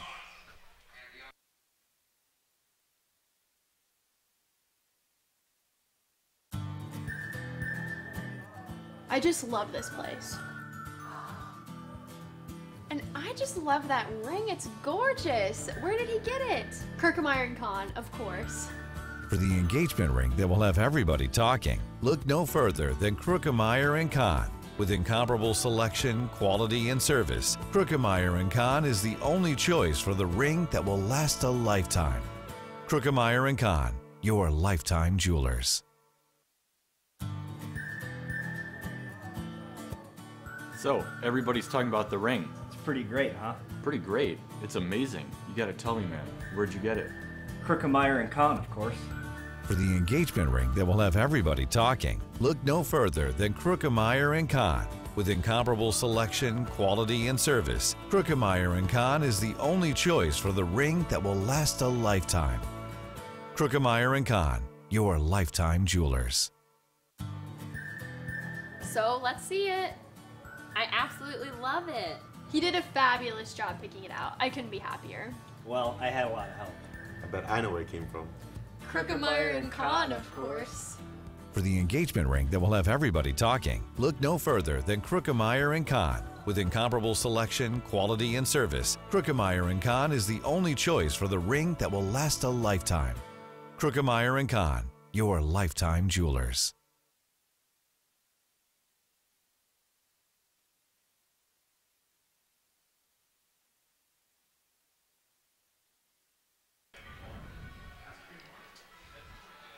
Hey fans, remember, whether you're searching for an exquisite diamond engagement ring, diamond anniversary band, dazzling earrings, or a gorgeous diamond bracelet, Krukemeyer & Kahn is the place for extraordinary value and a pleasurable experience. Krukemeyer & Kahn, a supporter of Evansville Otters baseball. Caleb Eldridge, Luis Valorio, and Manny Cruz here in the bottom half of the 4th inning as Eldridge takes down low for ball 1, 7, 8, and 9 for the Otters. They've scored 1 run in the first, 1 run in the third to take a 2-0 lead here in the early going. Left-on-left matchup, the 1-0 to Eldridge. Pops it foul on the third base side out of play, 1-1. If you notice, he's a typical left-hander, tall left-hander, put it that way, first baseman, tall left-hander, left-hand swinger. They love to uppercut. They love uppercutting. I don't care if it's up around their chest. And he crushes this one into right center field. Center fielder Bauer going back into the gap. Will be able to put it away, however. As Eldridge got good wood on it, but a better read by Bauer as he goes into the gap and puts it away for the first out. A better swing than what we've seen out of Caleb lately. Yes. Able to barrel a ball up there. You know, you take the positives where they come, even though it's not a base hit. You know, hit the ball hard, had a good swing, good approach at the plate. That's what you got to take away from it. Well, that's what you like about Thomas so far. I mean, he's making contact all the time. Ryan is making contact. And of course, Rizzatello is making contact all the time. Now in steps Luis Valorio, who grounded out to short his first time up. 1 away, bottom half of the 4th. Otters in front by 2. Now he takes down in the dirt for ball 2 as that one skips off the catcher, Lubach. And it's 2 balls and no strikes. And this guy makes contact a lot, too. So, you know, I might make this guy the DH, to be honest. 2-0 to Valorio. Outside for ball 3, and Matthews is in danger of walking his 3rd hitter of the game. And interestingly enough, the 2 runs that have scored for the Otters have both come on walks. Long walked and scored, and so did Wells. So 3-0 is down and in, a ball 4 on Valorio, so a good omen for the Otters. See if they can keep this little trend continuing. Should Valorio find a way to score. So I'll bring up Manny Cruz with Valorio now at first. And he is known to steal. Yep, 2 for 3 on the season. He's been caught once. Well, at one time, no, you weren't here. That was when Preston was announcing last Sunday, and his good buddy Pollock, the catcher, a University of Evansville player, and Ferrario was stealing, and the Pollock, the catcher, actually hit the pitcher. Oh, my goodness. So he got a stolen base, but the throw was so low, he hit the pitcher. Hey, take them any way they come as the first pitch to Cruz comes home, and it's high and tight on him, 1-0. So we'll see if Luis Valorio has any ideas down there at the first base bag as Andy McCauley goes through the signs. Relays them to the players on the field. Valorio with a short lead leading back towards the bag, the 1-0. Swung on and missed as Cruz whiffs on a fastball, 1 ball and 1 strike. On deck, Ryan Long. He's yet to be retired today. Cruz grounded out to short, a little chopper. Then Chirino had to charge on. 1-1. Tries to check his swing, but fouls it straight into the Otters dugout. Heads up. I don't think that got anybody.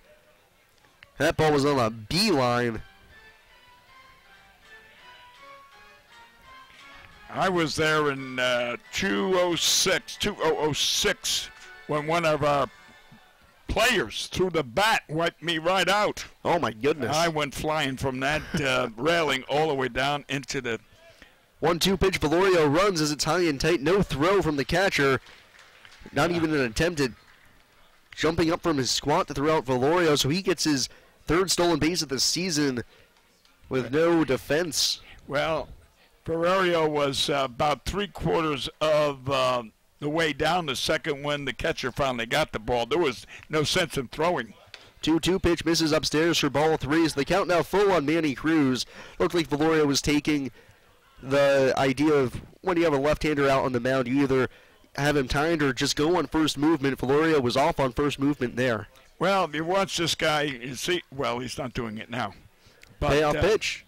Down and into Cruz, and it's ball 4, back-to-back walks. So even though Valorio steals second base, he would have been on second anyway on the Cruz walk. Right.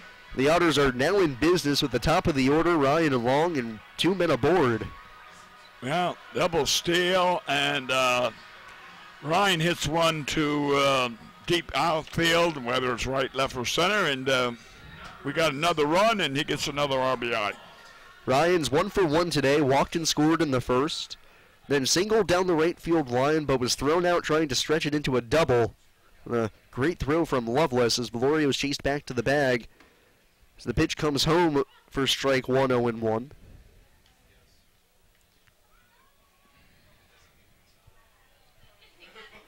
Wind still blowing just a little bit right to left.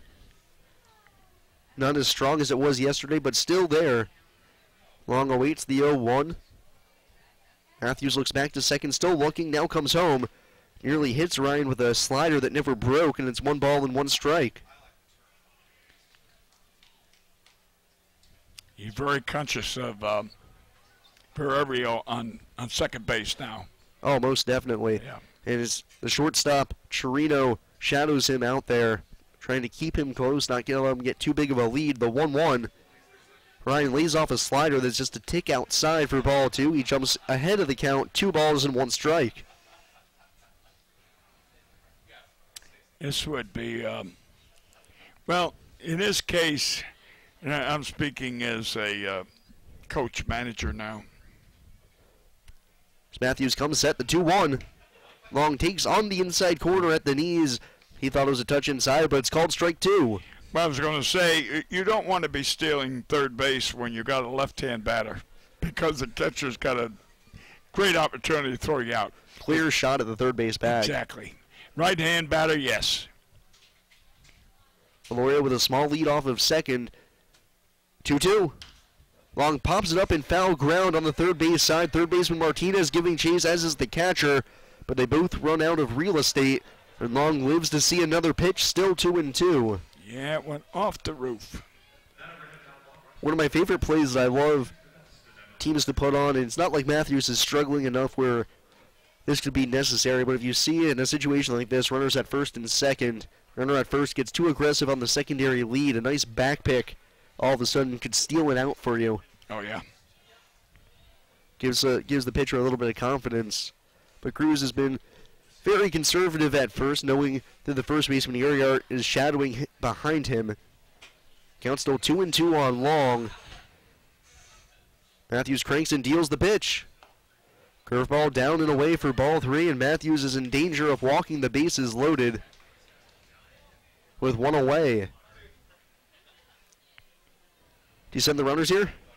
Yes, I would. Yes, I would. Ryan, good enough contact skills to trust him not to strike out. Exactly. Exactly. Payoff pitch, runners don't go. And Long cues it off the end of the bat up the third base line, but it hits the lip and rolls foul. As what was a perfect swinging bunt once again gets that lip of the grass and caroms on foul. And Ryan goes back to the batter's box, still 3 balls and 2 strikes. That's the third hit that the Otters have lost because of the field.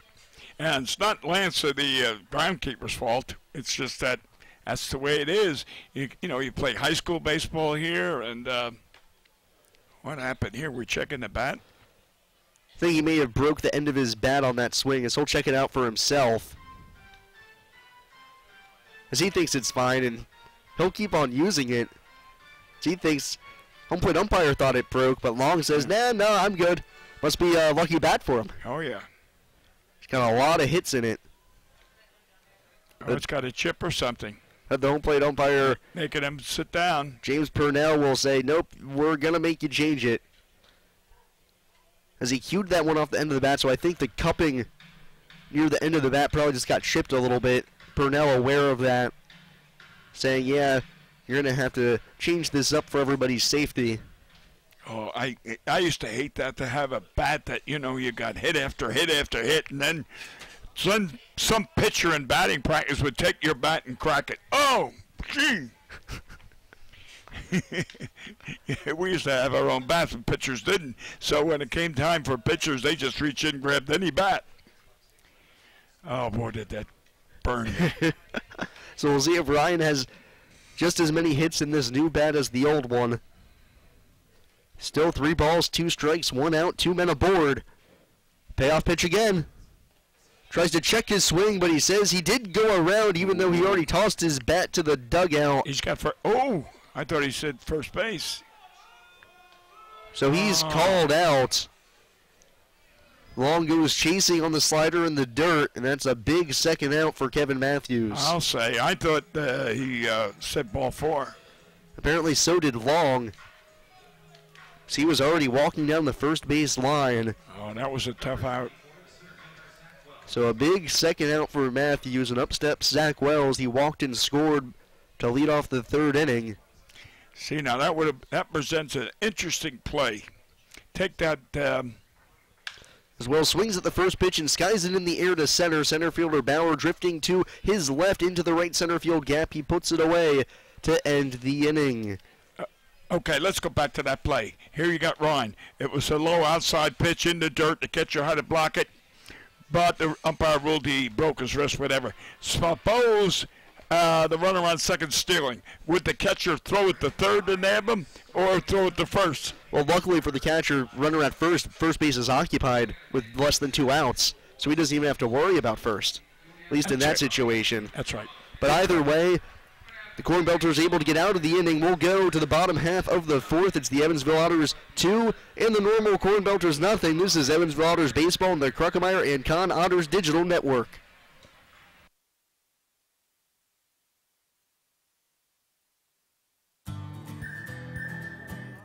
I just love this place. And I just love that ring. It's gorgeous. Where did he get it? Kruckemeyer and Kahn, of course. For the engagement ring that will have everybody talking, look no further than Kruckemeyer & Kahn. With incomparable selection, quality, and service, Kruckemeyer & Kahn is the only choice for the ring that will last a lifetime. Kruckemeyer & Kahn, your lifetime jewelers.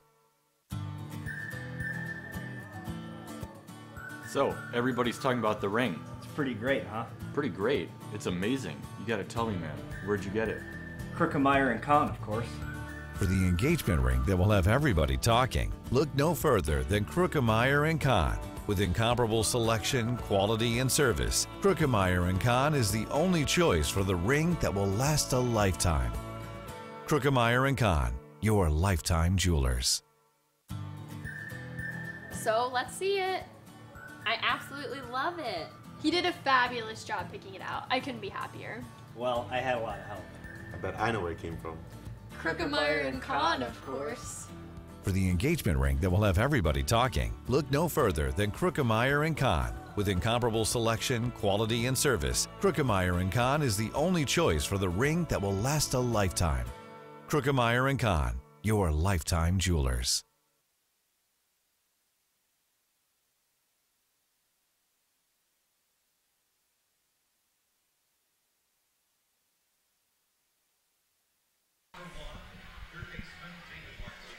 8-9-1 for Normal here in the inning as Evansville strands 2 runners in the bottom half of the 4th inning. On to the 5th we go. The Otters lead 2-0 here in the early going. Austin Nicely has worked his way around some trouble thus far. A couple of hits, but a double play ball last inning got him out of the frame as he deals to David Martinez a first pitch strike, and it's 0-1. Yeah, Nicely's pitching a pretty good game today compared to previous. Yeah, his first outing only gave up 1 earned run as the 0-1 comes home.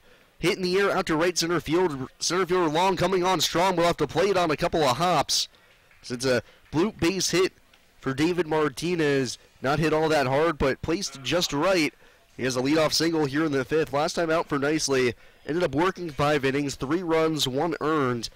From talking to him after the game, it's the real grind, a real slog for him. He said his stuff just wasn't that sharp, his control wasn't there, but those are the kinds of starts where you find out what you're made of when you see, okay, I got to buckle down, just try and make pitches when I have to, and he was able to. Yeah, when a guy doesn't have the good stuff and still wins, that's when he's pitching a good game. So Nicely fires too far inside on the 9-hole hitter Michael Centeno, and it's 1-0. Centeno flew out to left his first time up on a nice play from Ryan Long, chasing towards the left field line. He caught it at his shoe tops. 1-0 pitch. Centeno shows bunt but takes downstairs for ball 2. And it's 2 balls and no strikes.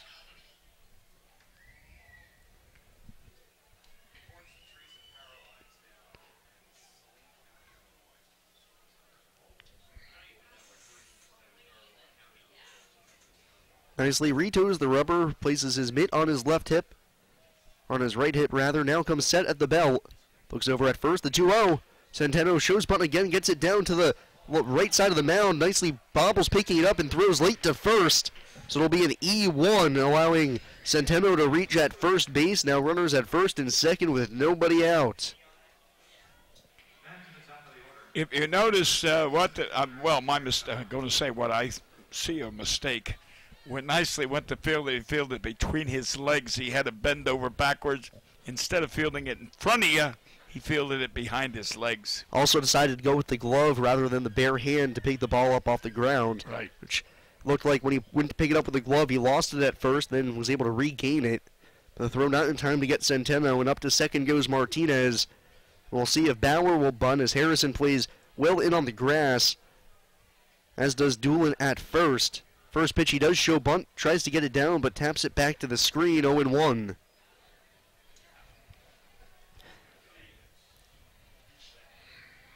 So a ball hasn't been hit hard in the frame, but the Cornfelders have a runner at first and second, and nobody out here in the top of the 5th. Evansville trying to maintain their 2-0 advantage.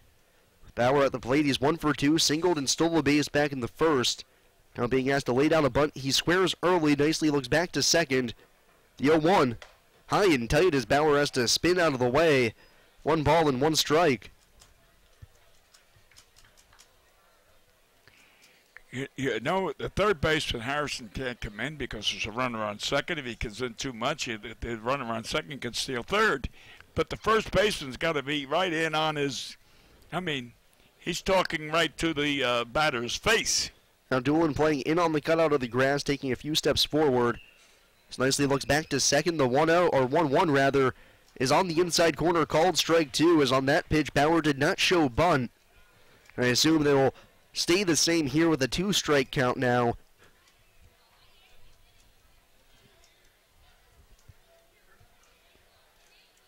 Two men on, nobody out. Bauer has been asked to bunt in this at-bat, but now at 1-2, will swing away.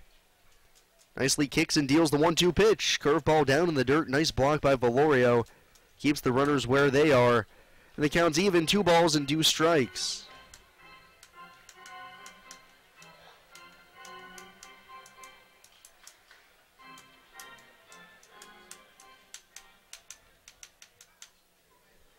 Runners take their leads. Nicely peers in for the sign. Gets the one he wants as he comes set at the belt. Infielders ready. Nicely looks back to second. The 2-2. Curveball down and away. Backhand stop by Valorio. And the count now full, 3-2. The dangerous Santiago Chirino on deck. Yeah. He's got to throw a fastball. He's not getting that slider over, so he's got to go to the fastball. He can't afford to walk him. Nicely with 2 walks in the game. This time called at the plate by Bauer. Still 3-2. Nobody out. Cornbelters looking for their first run here in the game. They're down 2-0. Nicely issued 5 walks his last time out, but has limited them so far today. Payoff pitch.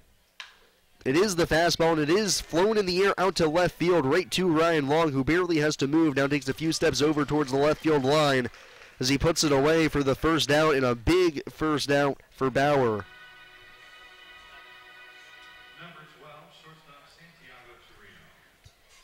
Now you're set up for the double play, so that the more or less the big inning could be smothered. And Chirino, a guy who makes a lot of contact. He does have good speed.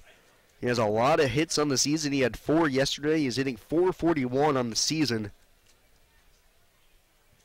Just a guy who knows how to put bat to ball and gets it done more often than not. Left on right matchup, the first pitch. Curveball slips in for strike 1. No balls and 1 strike. As Valorio will call time and go out to talk to Nicely. I think they may have been crossed up there. Well, it was a good pitch. Maybe he was crossed up. It was a good pitch. That was one of the better breaking pitches he's thrown all day. Yeah, he froze Chirino on that one. Most of the breaking balls from Nicely have ended up in the dirt. Right. But that one there ended up around the knees on the inside half. A good first pitch breaking ball. Able to drop in on Chirino for strike 1.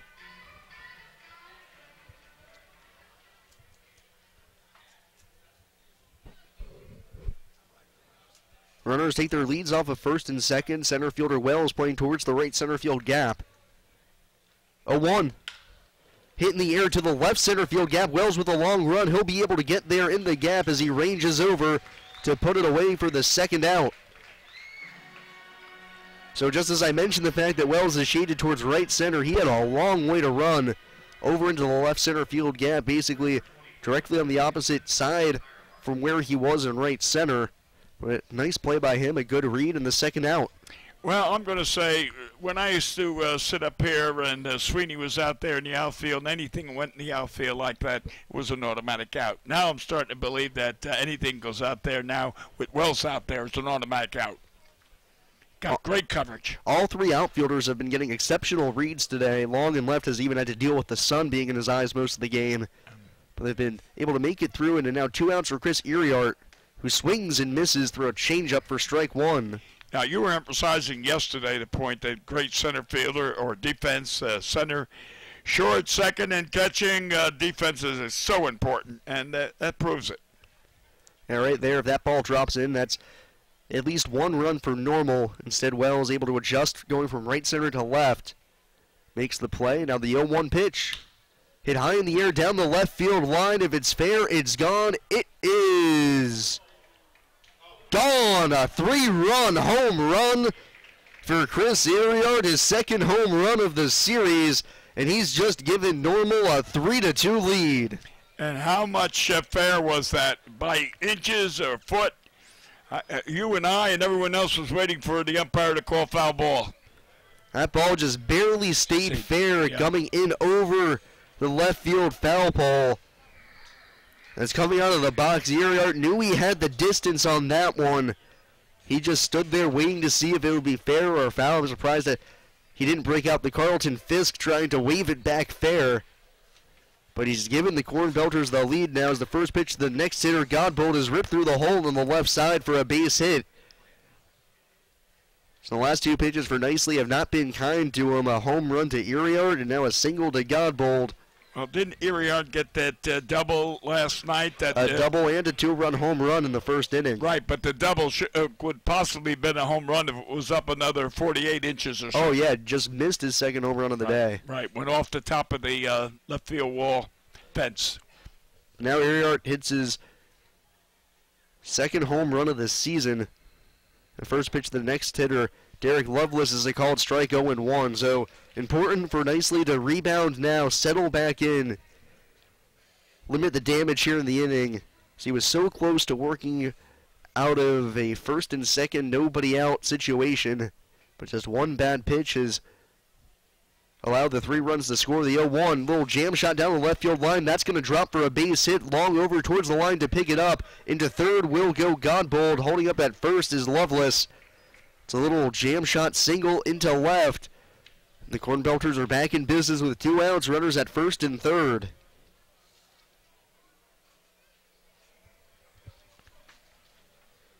For Lovelace, that's now his 6th hit of the series, 6 hits in 10 at-bats. He has been just absolutely outstanding. A thorn in the Otters side that they can't get rid of. And a chance to really open up the inning for Tanner Lubach now, who singled his last time up through the hole on the left side.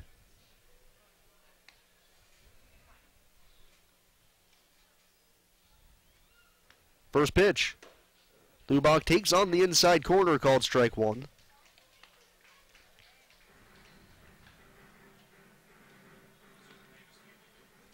Well, Normal can experiment now with a steal because they're ahead.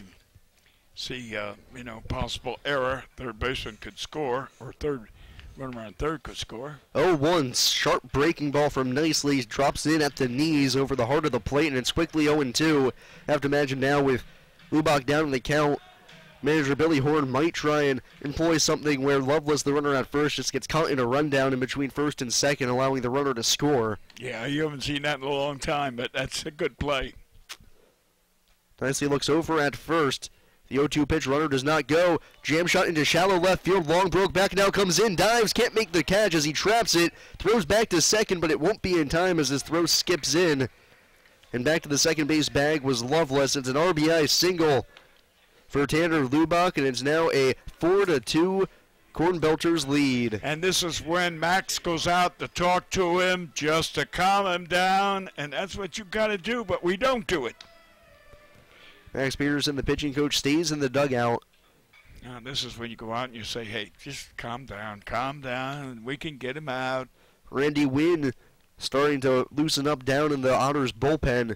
So there is some action underway as 4 runs have now scored in the inning as the first pitch the next hitter, Karp, is fielded by Harrison. He goes the short way to second to finally end the inning, but the damage done. 4 runs come home to score, 3 on the Chris Uriart 3-run home run. We'll go to the bottom half of the 5th. We're halfway through this ball game as the normal Corn Belters 4 and the Evansville Otters 2. And you're listening to Evansville Otters baseball on the Kruckemeyer and Kahn Otters Digital Network.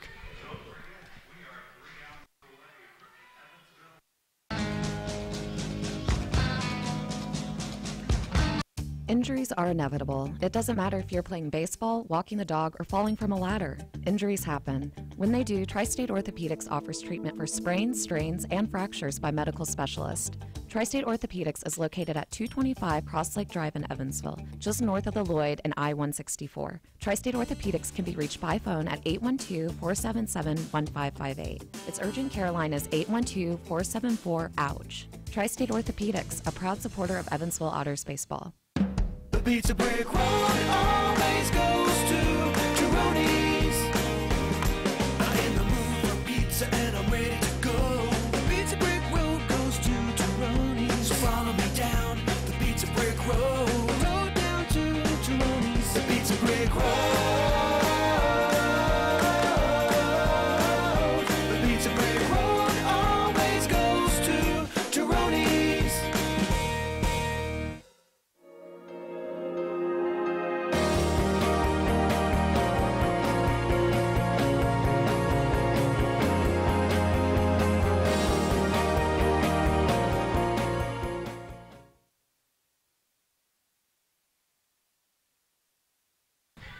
Welcome back to Bosse Field as the Otters now trail this ball game by a score of 4-2. It was a tough inning. That last frame for Austin Nicely had been coasting through this ball game, but a tough fifth frame.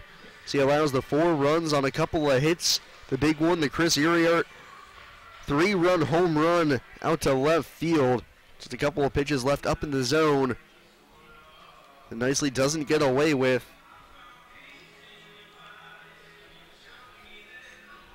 Fans, remember you can stay up to date with the latest news and promotions from the Evansville Otters by visiting EvansvilleOtters.com and subscribing to the Otters e-newsletter by clicking newsletter on the EvansvilleOtters.com homepage.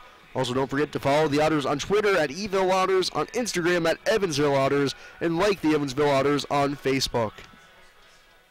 So back out for his 5th inning of work is Kevin Matthews. Will go through 3, 4, and 5. Toby Thomas, Jeff Gardner, and Travis Harrison. So first pitch to Thomas comes home. He shows bunt but takes low for ball 1. Toby singled and was eventually thrown out at the plate, trying to score in the Brandon Doolin RBI single. 1-0. Hit high in the air to deep left field. Left fielder Godbold going back at the track, at the wall. That ball is gone, and the Otters now trail by just 1 run on Toby Thomas's 2nd home run of the season, his 3rd of the year. A long shot out to left, and the Otters are back in this one down by 1. Score now 4-3 Corn Belters. Yeah, you don't expect the shortstop to be your leading home run hitter, especially when you got those big guys on first base and third base. They're supposed to be the home run hitters. But here you got Thomas, and I said it before the season, and I'm going to say it now. He's the all-star shortstop. There's a smooth swing from Toby as he got a pitch to drive, and he knew it. He doesn't have an emphatic bat flip like a lot of players nowadays do, but when he knows he gets one, he just turns towards the dugout, places his bat on the ground, and walks on down to first, starts his trot, and around the bases he goes. So it's now 4-3 the Otters trail as Jeff Gardner takes a breaking ball in the inside half. No balls and 1 strike.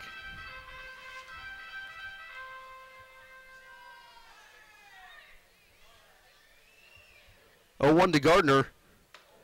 Turns him out of the way as he has to duck away from a fastball. 1 ball and 1 strike. Jeff 1 for 2 today. Singled home the first run of the game in the 1st inning, then struck out swinging in the 3rd. On a check swing, they nearly hit him in the shoulder. Fastball running high and tight. 1-1. Pitch scrapes the paint on the outside edge. 1 ball and 2 strikes. Gardner was the RBI leader and home run leader last year on this club. He's the RBI leader now, and Thomas is 2nd. So we've got a good 1-2 combination.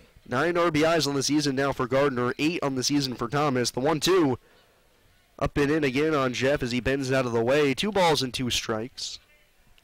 So you would say they're doing their share, contributing to the team. Yeah, from the 3 and 4 spots in the lineup, right. What you really want to see from it. Nobody out, bottom half of the 5th inning. Otters down by just 1 run now. 2-2. Swung on and missed. High fastball blows by Gardner. That's now the 5th strikeout of the game for Matthews, and there's 1 away here in the 5th.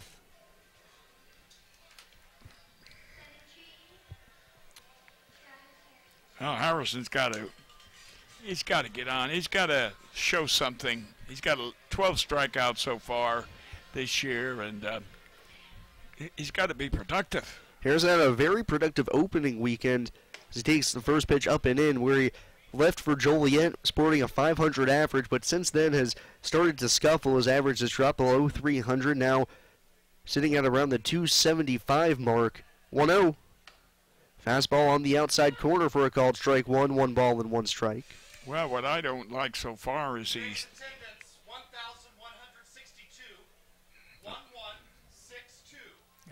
What I was going to say was what I don't like is, he's just got a base hit there. He must have heard you, Bill, and he responds with a single out to left. Yeah. His first hit of the day. Well, if I could do that every time, I'd be happy. But no, you can't take a swing and miss all the time. You've got to make contact. Even if you foul the ball off, you've got to make contact on every swing. Or try to make contact, put it that way. So Harrison aboard at first with his first single of the day. He's 1 for 3 now. And up steps Brandon Doolin, who's Fly ball out to left resulted in a weird play that brought home an Otters run. He gets credit for an RBI on it as he swings and misses. A hearty cut comes up empty. No balls and one strike. It's a wonder he didn't hit the catcher on that backswing. That big, looping, one-hand swing. It generates a lot of power, but also generates a lot of swings and misses for Doolin. Prone to the strikeout. He's struck out 9 times on the season. Harrison goes from first, and he'll have second base stolen easily as the pitch was down and away. Catcher Lubach had no chance to get that throw off, and Harrison swipes his 3rd bag of the season. He's 3 for 3 in stolen bases.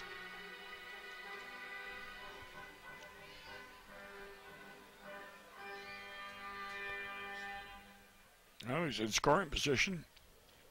Now a base hit could tie the game for the Otters. Doolin already with 1 RBI today. The 1-1 pitch, breaking ball, freezes him over the plate for strike 2. 1 ball and 2 strikes.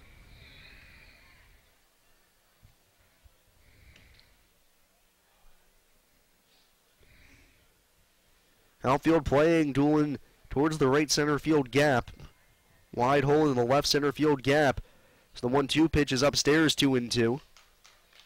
Wind blowing out towards the left center field area. It's a pretty stiff breeze right now is taking the flag out there in center field.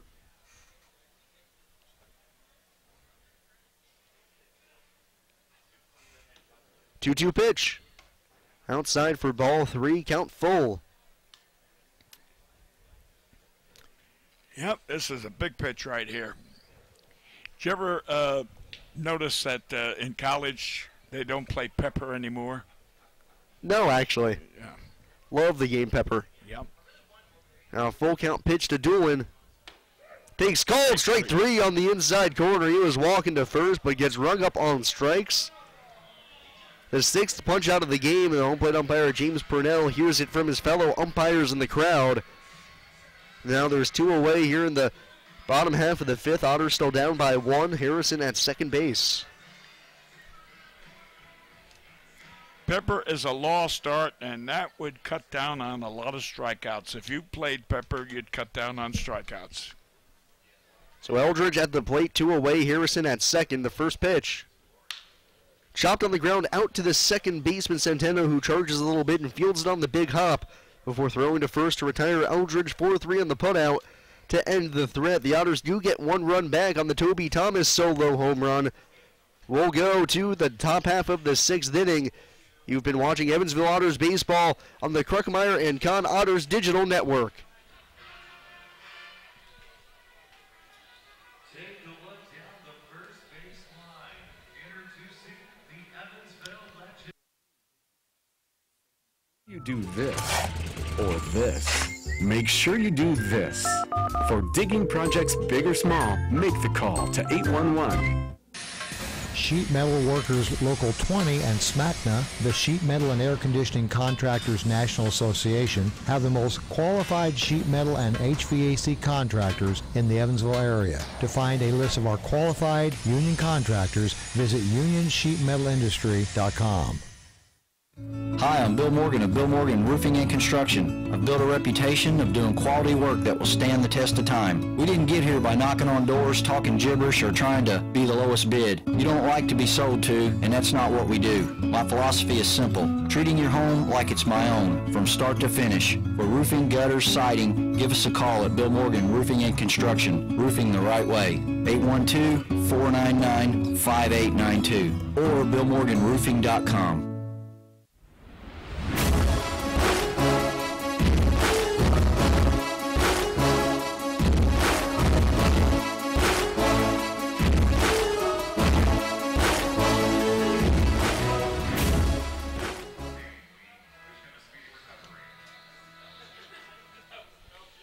We go to the top half of the 6th inning. New arm into the game for the Evansville Otters, as it'll be Randy Wynn who will come in to work in this one in relief of Austin Nicely. So Austin's game is done. He goes 5 innings, giving up 4 runs right now. And it looks like all the runs will be unearned. So they all came across to score after what should have been the 3rd out of the inning. An error of his own doing. Second game, he's done that second error on the season as he threw a ball away last week as well. So anyway, Randy Wynn now into the game to make his first appearance here in the series. Randy, 6'2", 190 pounds. Played previously for the Birmingham Bloomfield Beavers. Last pitched on May 16th, 4 days ago. 2 innings, faced 6 hitters, and did not allow a hit. 0-1 on the season with a 4.15 ERA. 3 strikeouts, 2 walks, and 3 hits for the righty. They'll go up against Martinez, Centeno, and Bauer here in the frame. First pitch. Fastball pops the mitt over the heart of the plate for a called strike 1. No balls and 1 strike. And the air got a little stale here. The flag is just hanging. It's 1 pitch fouled away. So it's dead air. Anything that's up in the air is going to stay there.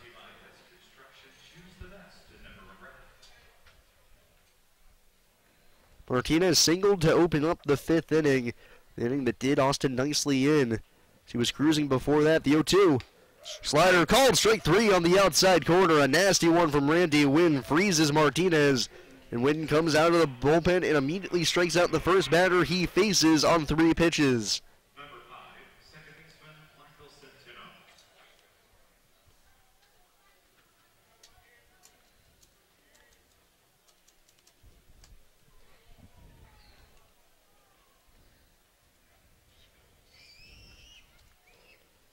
First pitch to Michael Centeno is fouled back out of play. No balls and 1 strike. He jammed him on that one. I thought he was going to take that pitch inside, but boy, he took a cut.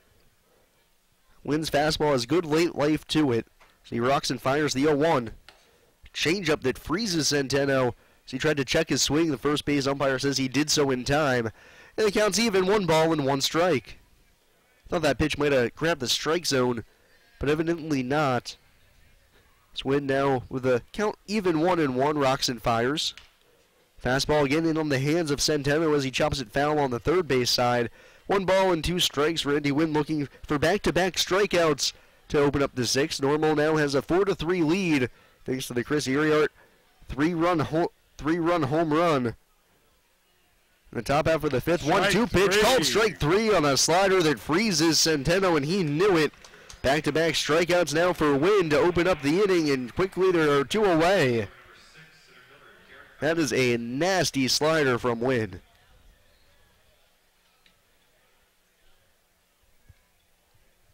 So now the lineup turns over for Derek Bauer with 2 away in the top half of the 6th. Otters and Cornbelters playing the rubber match of this series. So the first pitch is popped in the air to shallow left field. Left fielder Long coming on towards the line. He goes, settles under it, and makes the catch. And an easy 1-2-3 inning for Randy Wynn as he sets down the Cornbelters in order in a hurry. We'll go to the bottom half of the 6th inning. You're watching Evansville Otters baseball on the Kruckemeyer and Kahn Otters Digital Network.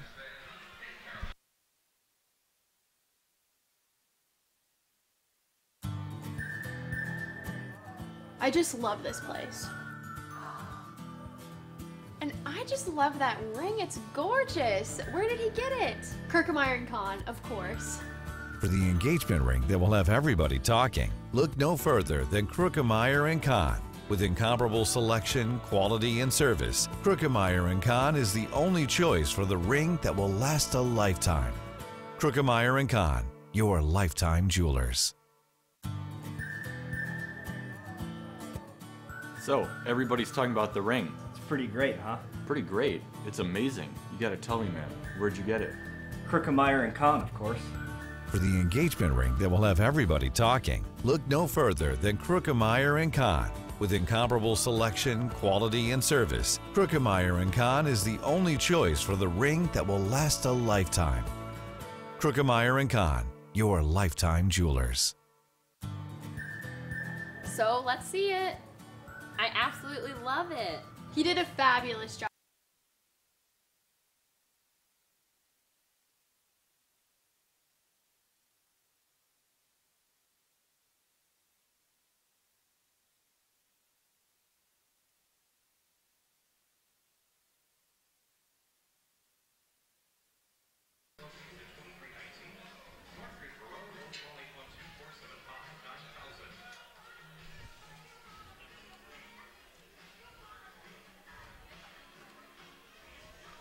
Coming on to pitch for the Normal Corn Belters in relief of Kevin Matthews will be Jose Savanon.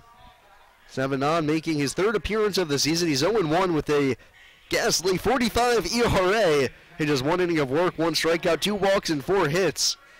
He's allowed 5 earned runs on the season en route to that 45 ERA. We'll have to work against the bottom of the Otters order, Valorio Cruz, and then the top of the order, Long. 5'11", 175-pound righty. Savanon fires a strike on the inside half to Valorio to open up the bottom half of the 6th inning with the Otters down by 1 run.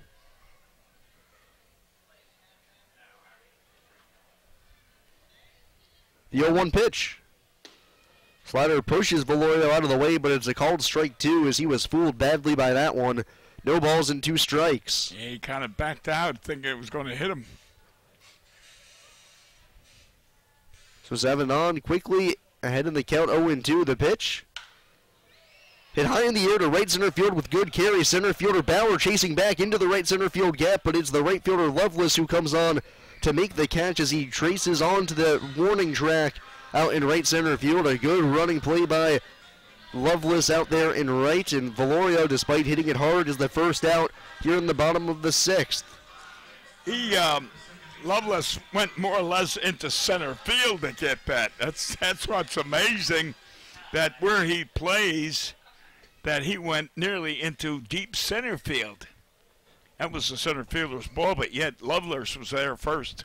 Now Manny Cruz steps in with 1 away as he takes a first pitch down and in for ball 1. Cruz 0 for 1 in the games. Grounded out to short in the 2nd, then walked back in the 3rd. Savanon comes set, deals home and skips in a fastball, 2 balls and no strikes. Lovelace has impressed me. He's accurate in his throws, and again, during outfield practice, he had showed pretty good arm, and he's exhibited it in the game. He's thrown 2 runners out so far in the series. 2-0 pitch. Hit high in the air to center field. Center fielder Bauer tracing back into the left center field gap. He steadies up in front of the warning track to put it away. So 2 relatively hard hit balls for the Otters, but nothing to show for it. Just 2 flyouts, and with 2 away, Ryan Long will step to the plate.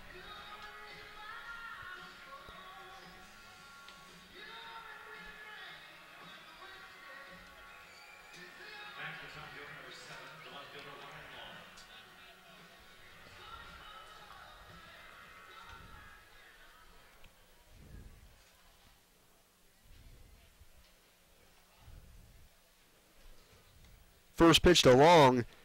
Takes outside for ball 1, 1-0. Ryan 1 for 2 on the day. Struck out swinging his last time up as he chased a pitch down in the dirt. He's also singled to right, was thrown out, trying to extend that into a double. He hits now with 2 away, bottom half of the 6th. Otters down by 1. He takes outside yet again, 2-0. So a chance for the Otters to kickstart something here with 2 away in the inning. Ryan, a very good hitter. The 2-0 count. He's homered once in the series, just that 1 home run on the year as well. 2-0 pitch. Takes on the outside corner for a called strike 1. 2 balls and 1 strike.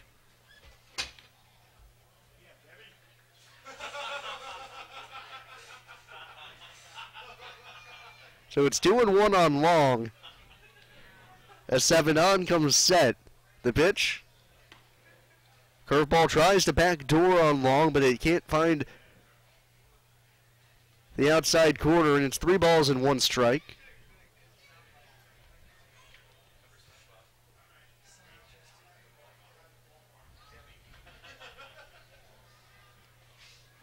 The 3-1 pitch. Long fouls it away on the left-hand side as he slapped at that one and slashes it foul. Count full, 3-2, 2 outs, bottom half of the 6th inning. 4 runs on 8 hits for Normal, 3 runs on 6 hits for Evansville, as well as 2 errors.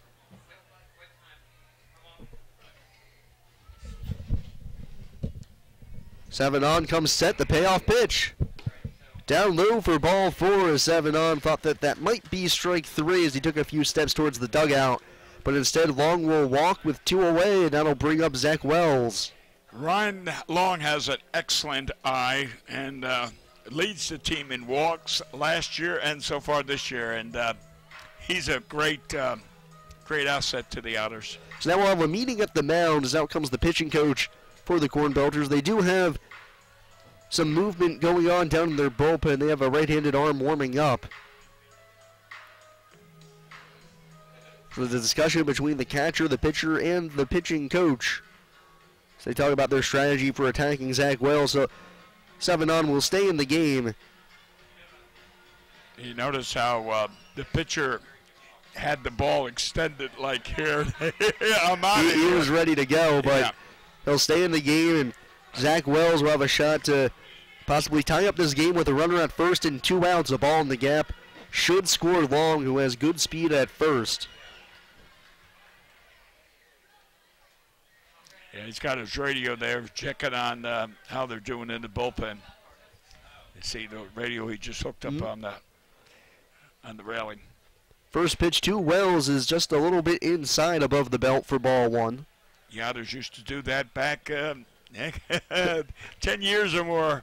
That's how the pitching coach used to communicate with the bullpen. Back in the day, did you guys use a piece of string and some tin cans?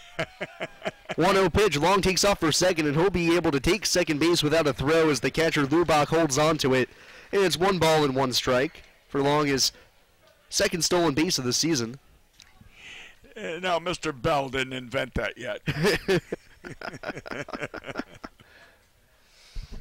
So it's 1-1 on Wells. With a tying run now at second base, the Otters have been able to run rampant on the catcher Lubach. They've stolen 3 bases today without being caught. The 1-1 pitch on the outside corner just below the knees, but called strike 2. And Wells now down in the count, 1 ball and 2 strikes.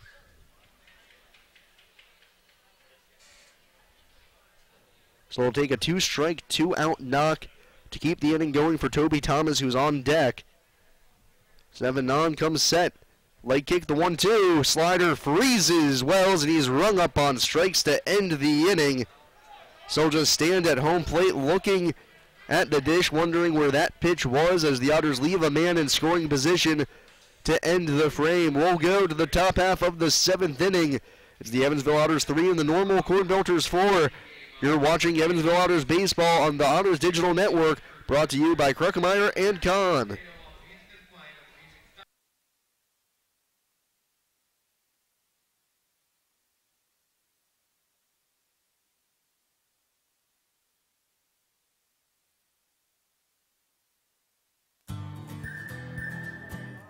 I just love this place. And I just love that ring. It's gorgeous. Where did he get it? Kruckemeyer & Kahn, of course. For the engagement ring that will have everybody talking, look no further than Kruckemeyer & Kahn. With incomparable selection, quality, and service, Kruckemeyer & Kahn is the only choice for the ring that will last a lifetime. Kruckemeyer & Kahn, your lifetime jewelers. So, everybody's talking about the ring. It's pretty great, huh? Pretty great. It's amazing. You gotta tell me, man. Where'd you get it? Kruckemeyer & Kahn, of course.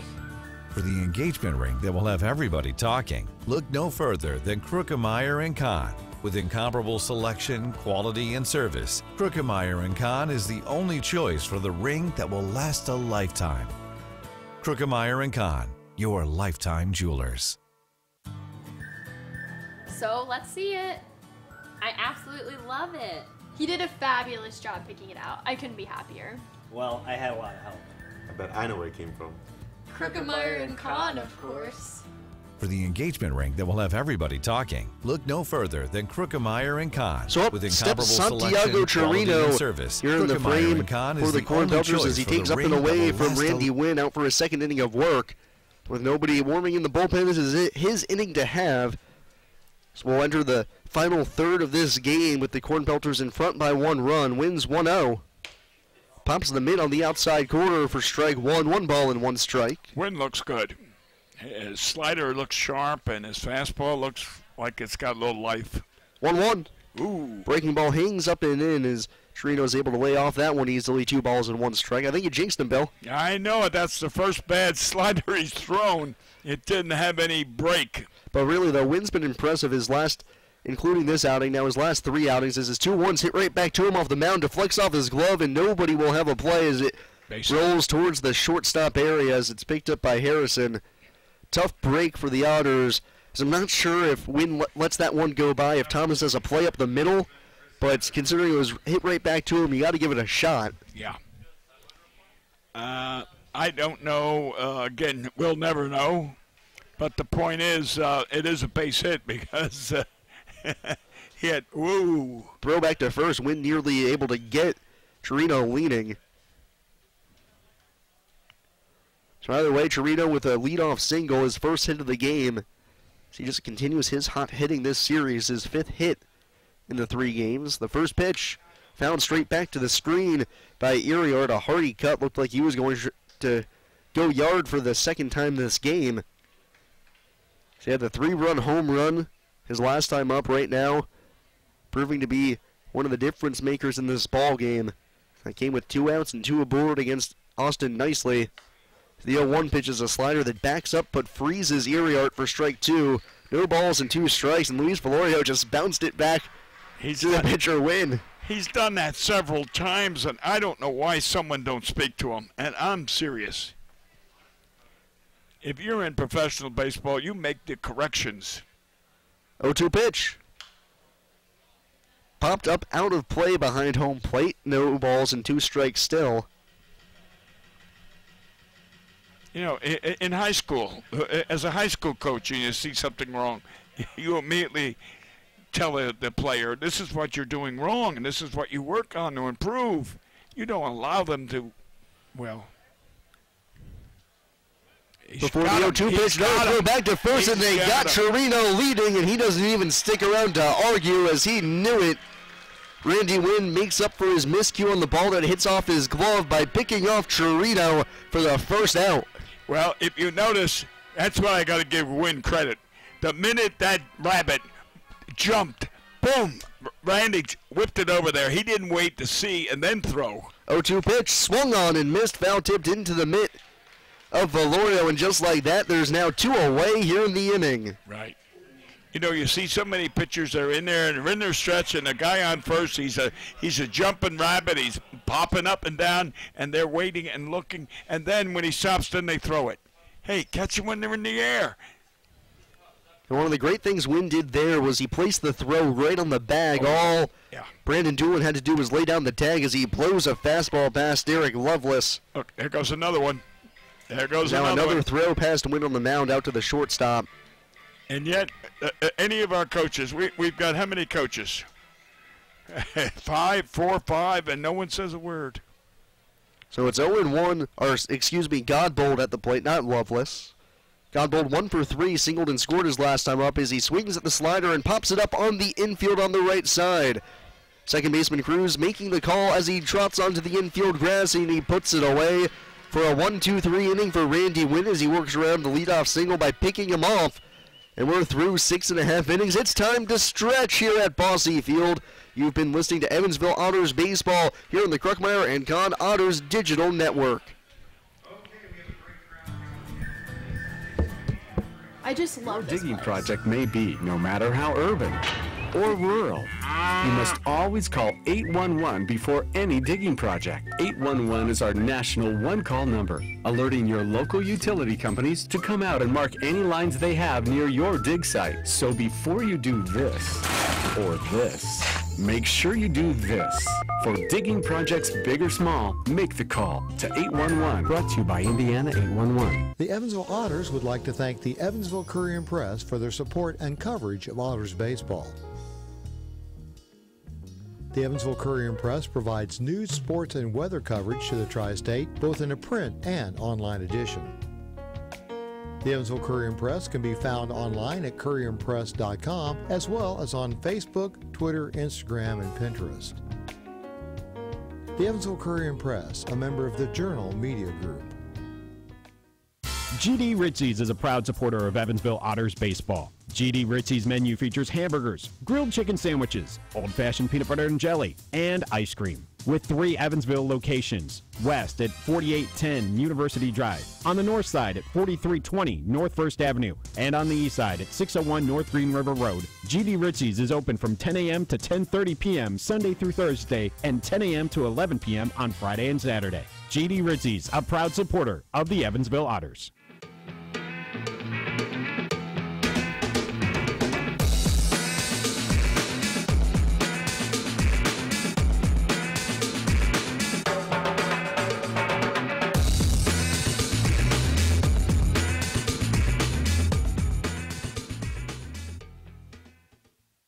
Heritage Federal Credit Union.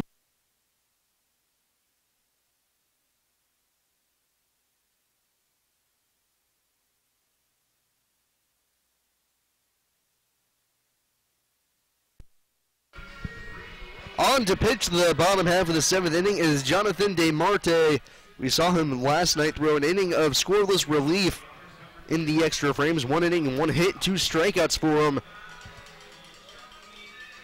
as he'll have the teeth of the Otters order to go through 3, 4, and 5 after Zach Wells struck out looking to end the 6th with a runner at second. Toby Thomas stands in. He's yet to be retired today, 2 for 2. Takes the first pitch down low for ball 1. Toby crushed a solo home run out to left his last time up. His second here in the homestand, his 3rd on the season. He leads the squad in that department. 1-0. Right down the middle for strike 1.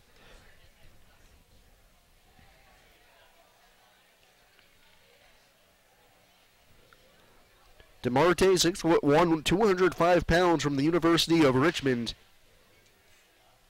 He was a two-way player in college, as the 0-1 is ripped down the third base line, fair past the dive of Martinez and all the way down to the corner. Thomas will have an easy 2 bases as he makes the turn around second, but holds up there with a leadoff double and just what the doctor ordered. A runner at second base with nobody out for the Otters, with Jeff Gardner stepping up. The hottest hitter in this league. He's got to be batting over 400. By this point, yeah, he came into today hitting an even 400. So now 3 hits and 3 more opportunities. He's sure to do that. He's 6 for 10 on the series with 3 RBIs as well, 2 home runs. He's just doing it all right now for the Otters. And what was interesting, no matter what, Martinez wasn't going to have a play on that ball, no matter how far you could dive. He was playing a little bit in towards the grass, guarding against a bunt.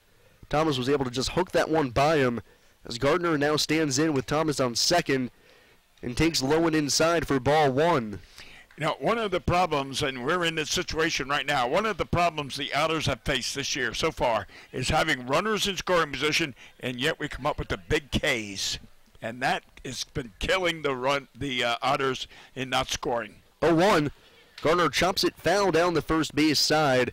1 ball and 1 strike. And for Jeff, he's 1 for 3 on the day, singled home a run back in the first, and has struck out swinging 2 times as well. And right now, all he's got to think is just pull the ball to the right side. If it gets through, it gets through. But either way, you got to move Thomas to third base with less than 2 outs. That's priority number 1. Whether or not you can knock him home is secondary at this point. You're right.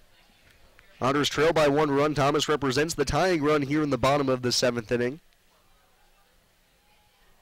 From the high set, DeMarte looks back to second. 1-1. Misses downstairs for ball 2, 2-1. Right, he's got to pull that ball to the right side of the infield, and as you said, Thomas has got to get over there to third. He's got to be in a scoring position for a sacrifice fly, a pass ball, or possibly a deep ground ball into the right side of the infield. 2-1 pitch. Gardner lays off a changeup that floats upstairs for ball 3. 3 balls and 1 strike, so now he can really look for something to drive. The flag waving just a little bit, peeking up as I speak, out towards center field. Jeff homered yesterday, his first of the season. The 3-1. Chops it at the plate off his foot. Or I think actually maybe on the backswing, his bat contacted the ball a second time, so the count remains full. Either way, it's a foul ball. The count goes to 3 balls and 2 strikes. That was a very poor swing. Again, I think he committed himself to swinging because it was a 3-1 count. But if you notice, it was a very lazy swing, like I don't want to, but he did, and it was an uppercut, and that might have been ball 4. So now the count full on Gardner. Thomas still at second, 3-2. Nobody out, bottom half of the 7th. Payoff offering. Swung on and missed. Gardner down on strikes for the 3rd time today as he swings through a high fastball. Now there's one away with Travis Harrison stepping to the plate.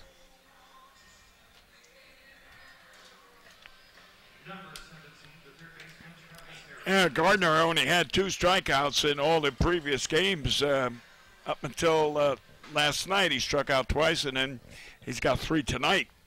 So a bit of a rough series for Gardner as Travis Harrison stands in. He singled and stole a base his last time up.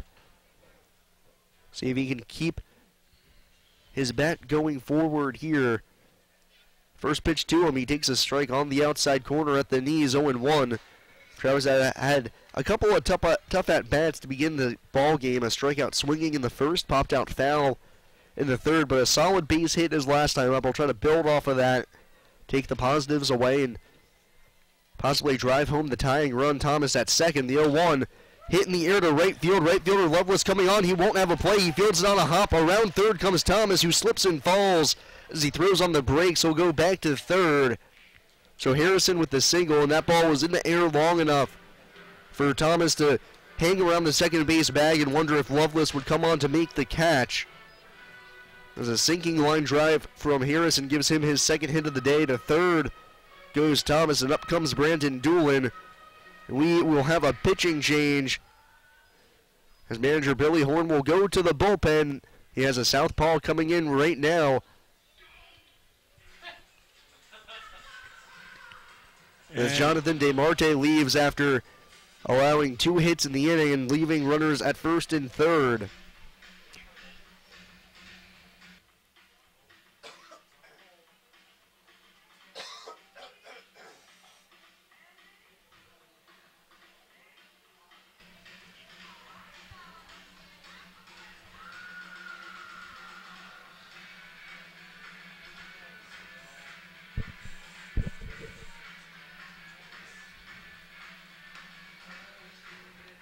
And it looks like out there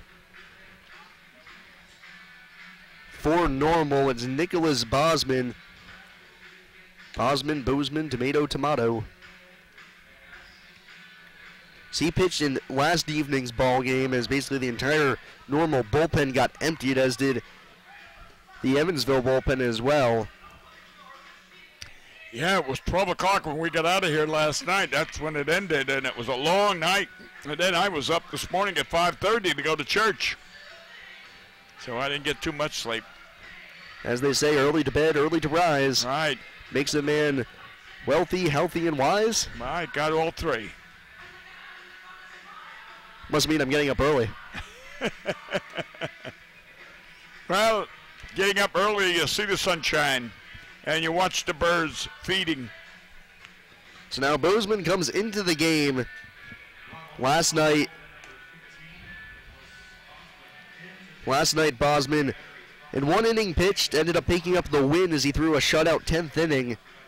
Gave up 1 run. It wasn't earned as he let up the run, allowed the runner from second to score that started the inning there thanks to the international tiebreaker rules, but got out of the inning to extend the ball game. So he picked up his first win of the season yesterday. On the season, 2 2/3 innings, 1 strikeout, 3 walks, and 1 hit. I'll have a big at-bat here against Brandon Doolin. Left-on-left matchup, and I imagine Bozeman will be in for at least the next 2 hitters against Doolin and Eldridge, the big power-hitting combo. Both hit from the left side. Brandon 1 for 2 in this game. Had a fluke single back in the third that dropped thanks to a collision of the shortstop and the left fielder, and struck out looking his last time up. He has runners at the corners with 1 away. And a chance to tie this game. Evansville has cut the Normal lead down to 1. They trail it 4-3 here in the bottom half of the 7th. Doolin steps in, middle infield at double play depth. First baseman Earyart holds on Harrison at first, who has stolen a base today. The first pitch is fouled away by Doolin, 0-1. All we need is a fly ball to bring in the runner from third, tie this game. That's all the batter should be worried about right now. I know when I was batting in this situation, I used to say, please, Lord, just let me get a fly ball. The 0-1. Curveball spins away from Doolin nearly to the backstop, but Lubach aware back behind the plate, able to keep it in front, and it's 1 ball and 1 strike. I used to love RBIs. RBIs, ribeyes, they get you the steak. Doolin looking for one here, the 1-1. Fouled straight back to the screen with a healthy cut, but he can't square it up. Big looping swing. That's a home run swing and a big strikeout swing. So now down to the count, 1-2. Doolin will have to fight to bring home the run. Harrison at first, Thomas at third. Third baseman playing even with the bag. Throw over to first. Harrison back in standing. Just to notice something you don't see very often. First baseman was throwing the ball back to the pitcher, and the third baseman ran over to back up. You don't see that very often anymore. An aware play from Martinez. The 1-2 pitch. Runner goes. Pitch upstairs. Throw down to second. Will be not in time. Ooh. As Harrison just able to get his foot in there with the feet first slide. It was a perfect throw from Lubach. I tell you what, I think we were lucky. That was a bang play at second. The ball got there clearly before Harrison. That's right, it did. But I think he might have been able to sneak his toe in there, maybe just barely. So that's his second stolen base of the game. He's now 4 for 4 in the season. And Doolin now has 2 runners in scoring position with 1 away, and the normal infield will play in, except for the second baseman Centeno, who plays at halfway for the pull hitter Doolin. 2-2 pitch. Breaking pitch chopped to the first baseman. Thomas running on contact. First baseman Field throws home, but it's not in time as the throw is up the line. So it all works out for the Otters. Thomas running on contact beats the play handily. So first baseman Ariard had no play, but he threw home anyway. And Doolin is safe at first. To third goes Harrison. The Otters still in business now with a chance to take the lead with Caleb Eldridge stepping to the plate. Where the Otters were lucky on that, Brandon, when he hit the ball, it was a slow, high chopper that kind of, the runner on third was more or less home before he even fielded it. It was a poor decision by Ariard to try and get Thomas at the plate. Toby going on contact, had a great jump. High chopper would have taken a perfect play, and even then, I think he still probably beats it. Yeah. The Otters will take it. As the next pitch to Caleb Eldridge is hitting the air to center, and it'll drop in front of the center fielder Bauer. On a line, it's an RBI single for Caleb Eldridge, and the Otters have a 5-4 lead. Yeah.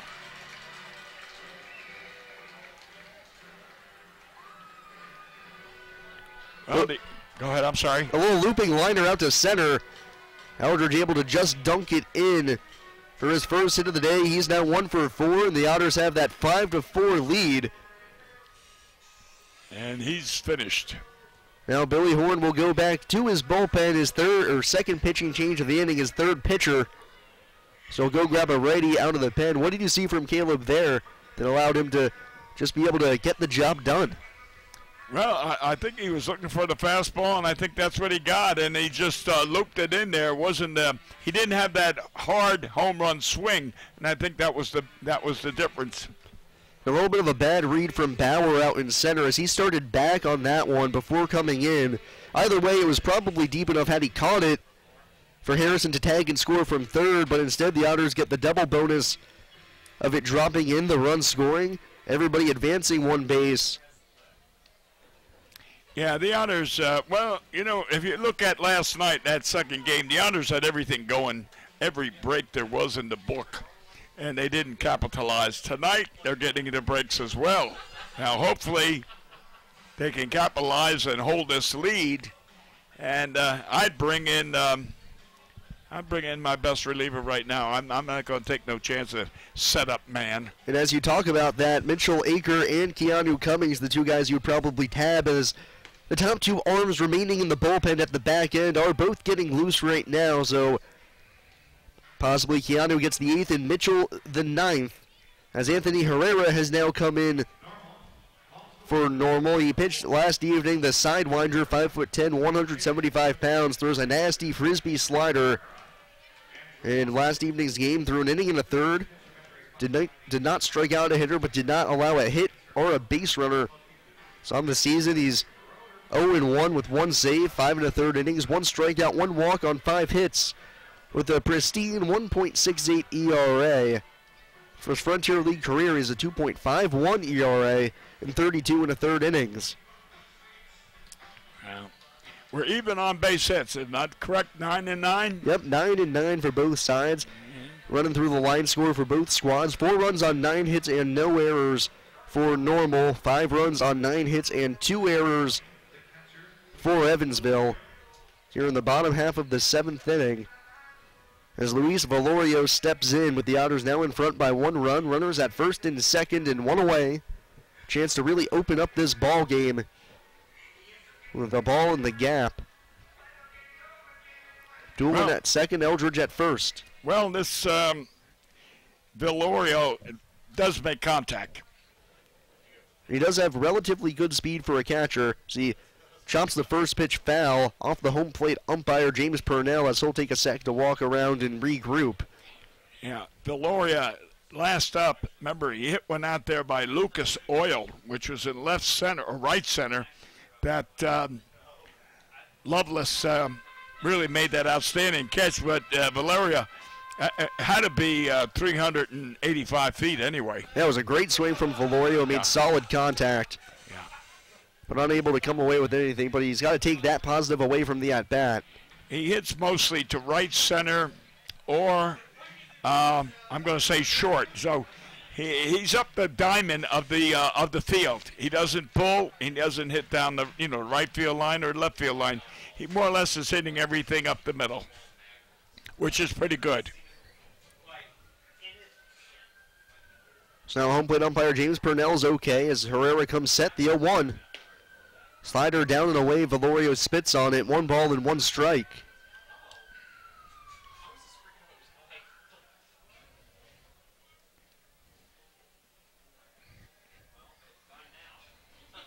Herrera set, winds and fires the 1-1. Slider cued off the end of the bat up the first base line, just fouled. So it would have just resulted essentially in a sacrifice bunt for the Otters with everybody advancing 1 base except for Valorio. You know, his first hit was a bleeder through first and second. It was something just like he hit, only it went through the second and first base area, and it was a bleeder. It just got there. Luckily for him, in the line score, it goes down as a line drive all the same. Exactly. And take one of those here, no doubt. Down in the count 1-2, he calls time as Herrera was taking too much time to come set. 5-4, Evansville now in front with 2 runs here in the bottom of the 7th. And I think the second hit was a line drive over second base. 1-2. Fastball down low, skips into the mitt of Lubach. And it's 2 balls and 2 strikes.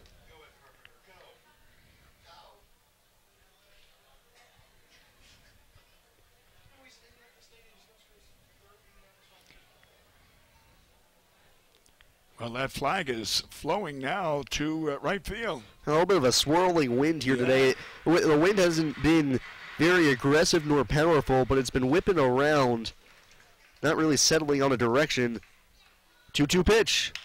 Valorio taps it on the ground out to short, could be 2. On to second for 1, back to first, not in time as Valorio hustles down the line to beat out the back end of the double play. So Eldridge wiped off the base paths. To third goes Doolin. And with 2 away, it'll be up to Manny Cruz to try and extend the lead. And he hit the ball exactly where I said he'd hit it. Same kind of ground out that he had in his first at-bat. It was a slow little roller out to short. Really no chance with his speed to turn the double play.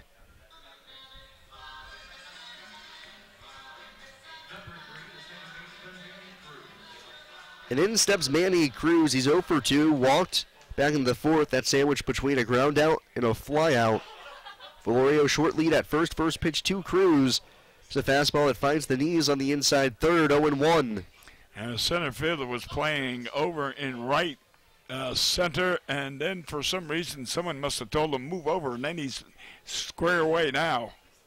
0-1. Cruz takes a called strike 2 on an off-speed pitch and quickly down in the count 0-2. That was the pitch you jump on.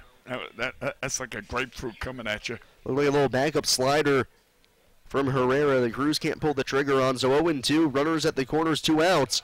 Fastball off the outside edge as Cruz leaves it there. Herrera was trying for the backdoor two-seamer, started off the plate, work it back onto the outside edge, but couldn't find it. Yeah, this is a good time for Delorio to steal. 1-2. Slider misses outside for ball 2, 2 balls and 2 strikes. So after jumping ahead, Herrera getting a little bit too cute with Cruz, trying for the perfect pitch. Count run even 2-2. Luis with a little bit of a bigger lead now. 2-2 pitch, he does not run. And once again, Herrera misses down and away with the slide piece. The count now full 3-2, so Valoria will get the head start. Harrison, or rather Doolin at third, will have to remain there with runners at the corners. Valoria still being held on by the first baseman. Payoff pitch coming. Cruz swings and misses as he cuts underneath the slider to end the inning, but the Otters do score 2 runs. The second coming on the Caleb Eldridge RBI single to center. We'll go to the top half of the 8th inning. The Evansville Otters have taken the retaken the lead 5-4 over the Normal Corn Belchers. You've been watching Evansville Otters baseball on the Kruckemeyer and Kahn Otters Digital Network.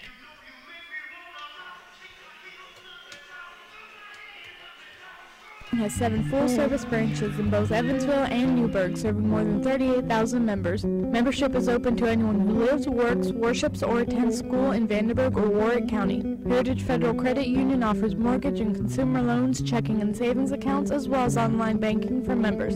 Heritage Federal Credit Union can be reached toll-free by phone at 1-800-858-1693. It can also be found online at hfcu.info.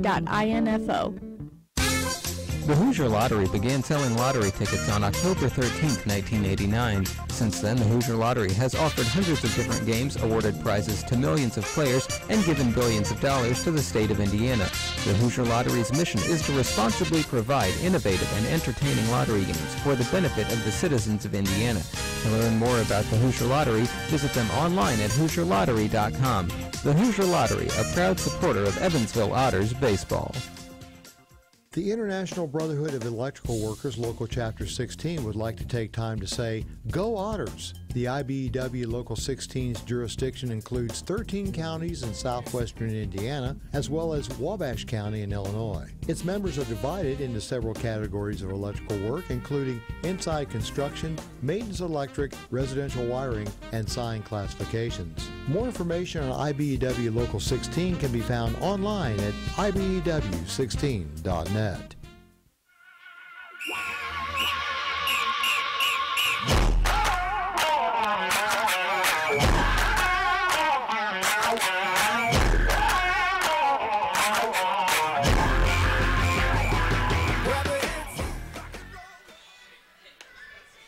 Randy Wynn will come back out for his 3rd inning of work here.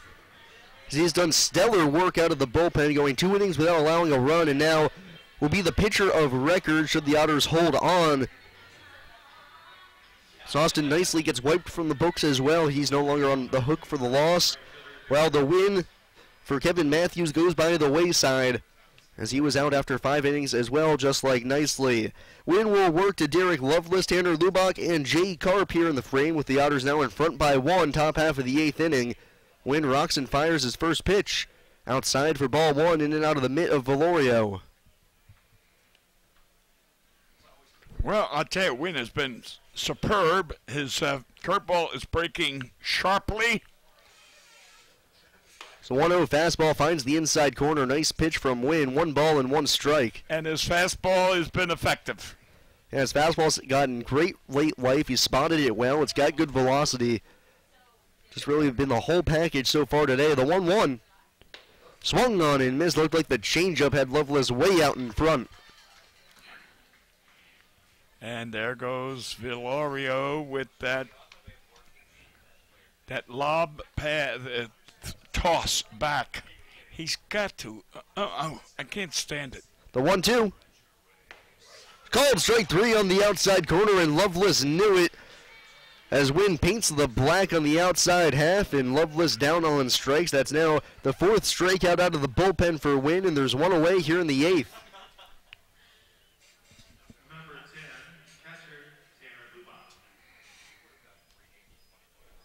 So in steps Tanner Lubach, 2 for 3 on the day. RBI single his last time up. There's that So he looks at a first pitch good slider from Wynn onto the outside corner, 0-1. I think he's thrown one bad slider out of all the ones he's thrown. They've all been tight. They've all been located well as he deals the 0-1. There goes it again. Another good. Oh, that one was apparently just a bit high, I suppose. Yeah. Thought that one had the majority of the plate, but either way, 1 ball and 1 strike. But as you said, it's tight.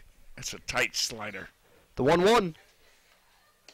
Another tight slider. This one down and away into the dirt for ball 2. And it's 2 balls and 1 strike.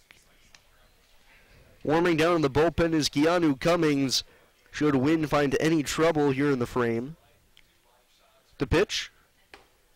Fastball just a hair down low as Valorio can't get the call. Tried to frame it up around from the ankles to the knees. So it's 3-1 on Lubach. Wynn in danger of walking his first batter out of the bullpen. The pitch. Good slider. Oh, well, you know, Sam, when you're in a jam, you'd always throw your best pitch. And for Wynn right now, that's his slider. He tosses a beauty to Lubach for strike 2. Count full. We'll see if he doubles back up on it. The payoff pitch. He does. And it's chopped out to the shortstop Thomas, who charges, fields on a big hop, and throws to first to get Lubach. So Wynn battles back from the 3-1 count to retire him. And there's 2 away quickly now. You're in the top of the 8th. I think I'm going to say, 5, 6 pitches he threw to that batter? To Lubach, yeah. Okay, and if he threw 6, 5 were sliders. 4 or 5 were sliders, Right, definitely. Right. And all of them were good. Oh, yeah. They were all in the area. And up steps Jay Karp. 0 for 3 so far today as he swings and misses on a half-hearted attempt as he tried to hold up on a slider outside. And it's no balls and 1 strike. Now I'd come back with a fastball inside because if I'm the batter, I'm going to say, hey, that's all he's throwing is sliders. I'm going to be reaching. The 0-1, he does go fastball and he gets a called strike 2. No balls and 2 strikes. And Randy Wynn is following the Bill McCune playbook to a T right now. And it's paying off splendidly for him. 1 strike away from working out of the 8th inning. 1-2-3, the 0-2 pitch. Slider called, strike 3. Yep. As they say that Karp went around, says the first base umpire. Wynn strikes out 2 more here in the frame. And we'll go to the bottom half of the 8th inning. Otters have 1 more chance to add to their lead before the top half of the 9th inning. Otters lead this one 5-4 over the Corn Belters. You're watching Evansville Otters baseball on the Kruckemeyer and Kahn Otters Digital Network.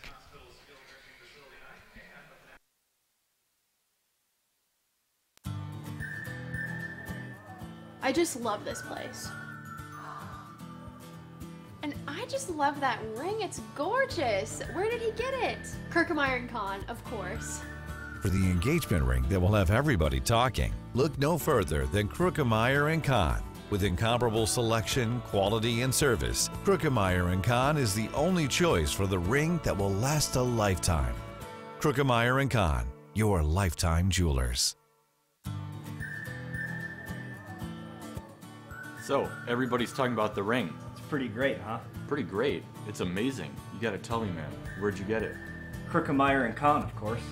For the engagement ring that will have everybody talking, look no further than Kruckemeyer & Kahn. With incomparable selection, quality, and service, Kruckemeyer & Kahn is the only choice for the ring that will last a lifetime. Kruckemeyer & Kahn, your lifetime jewelers.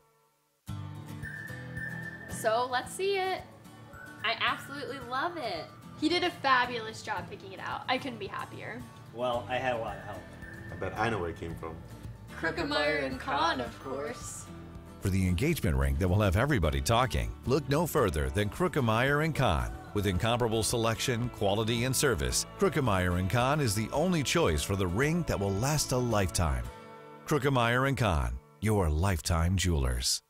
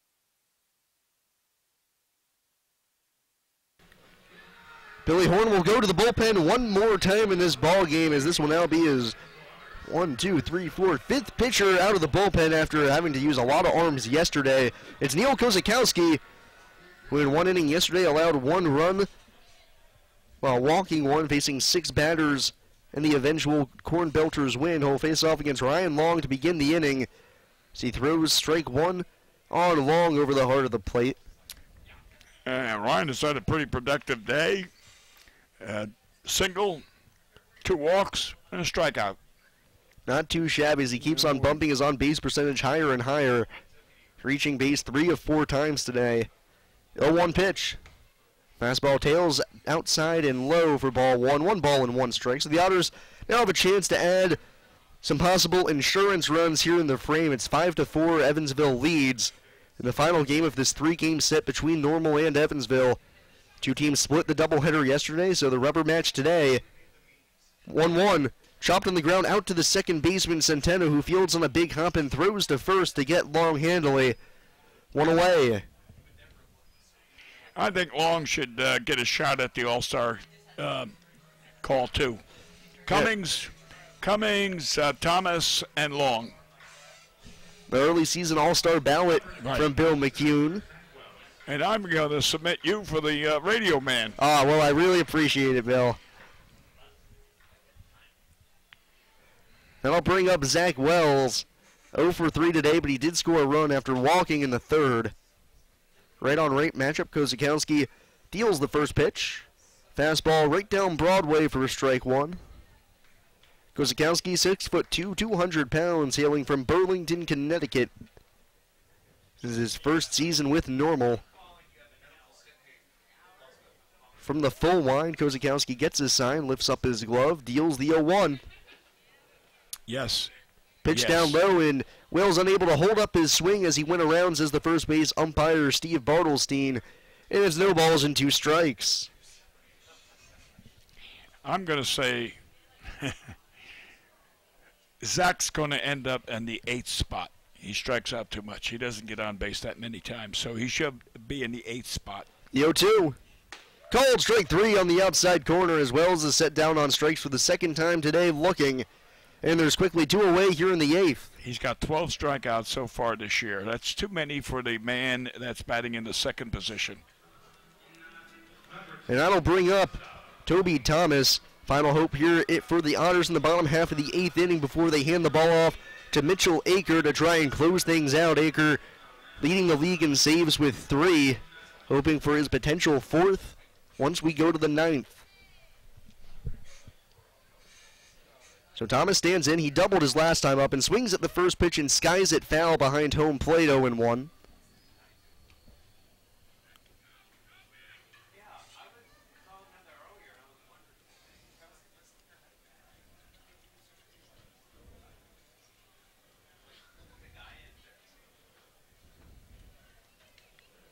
A 1 pitch.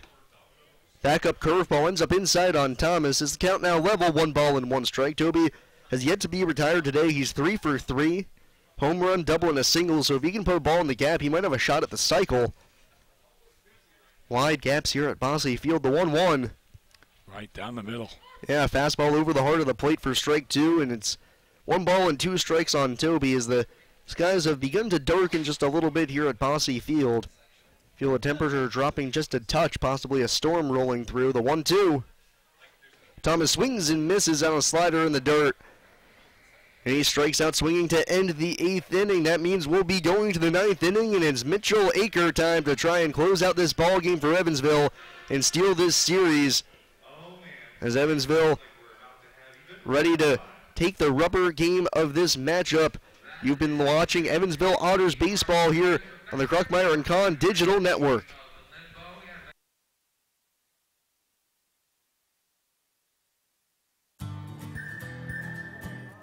I just love this place. And I just love that ring. It's gorgeous. Where did he get it? Kruckmeyer and Kahn, of course. For the engagement ring that will have everybody talking, look no further than Kruckmeyer & Kahn. With incomparable selection, quality, and service, Kruckmeyer & Kahn is the only choice for the ring that will last a lifetime. Kruckmeyer & Kahn, your lifetime jewelers. So, everybody's talking about the ring. It's pretty great, huh? Pretty great. It's amazing. You gotta tell me, man. Where'd you get it? Krookemeyer & Kahn, of course. For the engagement ring that will have everybody talking, look no further than Krookemeyer & Kahn. With incomparable selection, quality, and service, Krookemeyer & Kahn is the only choice for the ring that will last a lifetime. Krookemeyer & Kahn, your lifetime jewelers. So let's see it. I absolutely love it. He did a fabulous job picking it out. I couldn't be happier. Well, I had a lot of help. I bet I know where it came from. Krookemeyer & Kahn, of course. For the engagement ring that will have everybody talking, look no further than Krookemeyer & Kahn. With incomparable selection, quality, and service, Krookemeyer & Kahn is the only choice for the ring that will last a lifetime. Krookemeyer & Kahn, your lifetime jewelers.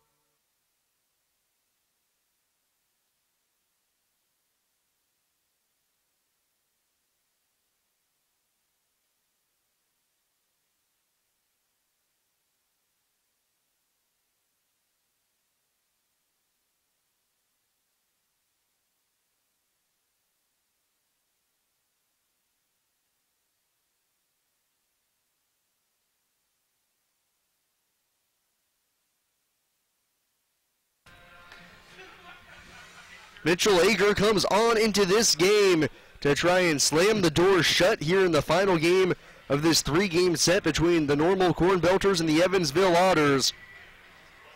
The two teams split the doubleheader yesterday by scores of 4-0, which the Otters won, and 9-8, which the Otters lost in the second half of the doubleheader. And now Mitchell Aker has a one-run lead, 5-4. The Otters are in front. So try and shut the door. So far this season, he's appeared in 4 games, ended up receiving the loss last night, as despite not giving up an earned run, gave up the 2 runs that proved to be the winners for the Corn Belters. So on the year, 0-1, with a 0.00 ERA, 4 games, 3 saves, 3 2/3 innings, 3 strikeouts, 3 walks, and 1 hit allowed. It'll be 8-9-1 for Normal here in the frame as Aker works from the full windup. The lanky righty, 6'2", 195, his first pitch. Fastball called, strike 1 on the inside corner. No balls and 1 strike on Martinez, who's 1 for 2 on the day. Singled and scored back in the 5th.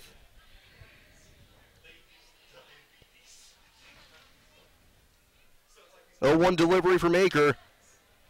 Popped foul down the first base side. Doolin giving chase, and he'll have to pull up before the fence on the right field side as it drops in foul. 0-2, but good hustle from Doolin. You took the words right out of my mouth. I was just going to say good hustle, and you beat me to it. A lot of foul territory here to cover, and Doolin not leaving anything up to chance that it might be out of play. The Otters defense guards the lines. No doubles in the outfield. The 0-2 pitch.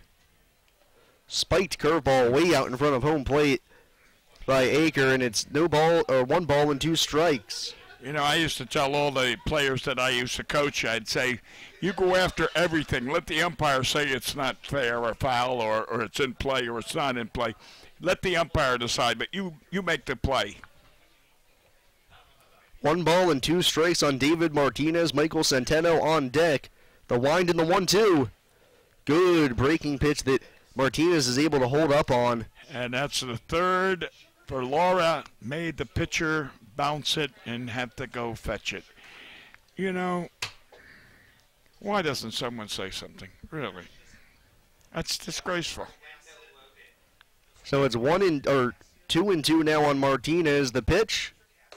High fastball that he tries to check his swing on, and he is able to do so, says the home plate umpire. The Otters won't appeal. So after being way ahead 0-2, Aker has let the count climb back to 3 balls and 2 strikes to begin this 9th inning. Martinez at the plate, the 3rd baseman. Right on right matchup, Aker gets his sign. He's into his windup, wheels and deals the payoff pitch. Strike 3. Just a bit low and outside, as it looked like it might have had the outside corner at the knees. But the home plate umpire, James Purnell, says no, no, no, and Martinez walks on down to first with the dreaded leadoff walk here in the 9th. And we got to be bunting. You got to get that runner in scoring position. You got to bunt. Especially with a 9-hole hitter Centeno due up. who's now 0 for 13 in the series. Harrison's got to come in. Come in. Harrison playing in on the grass. As Centeno does show bunt, tries to get it down but misses. So that'll be strike one.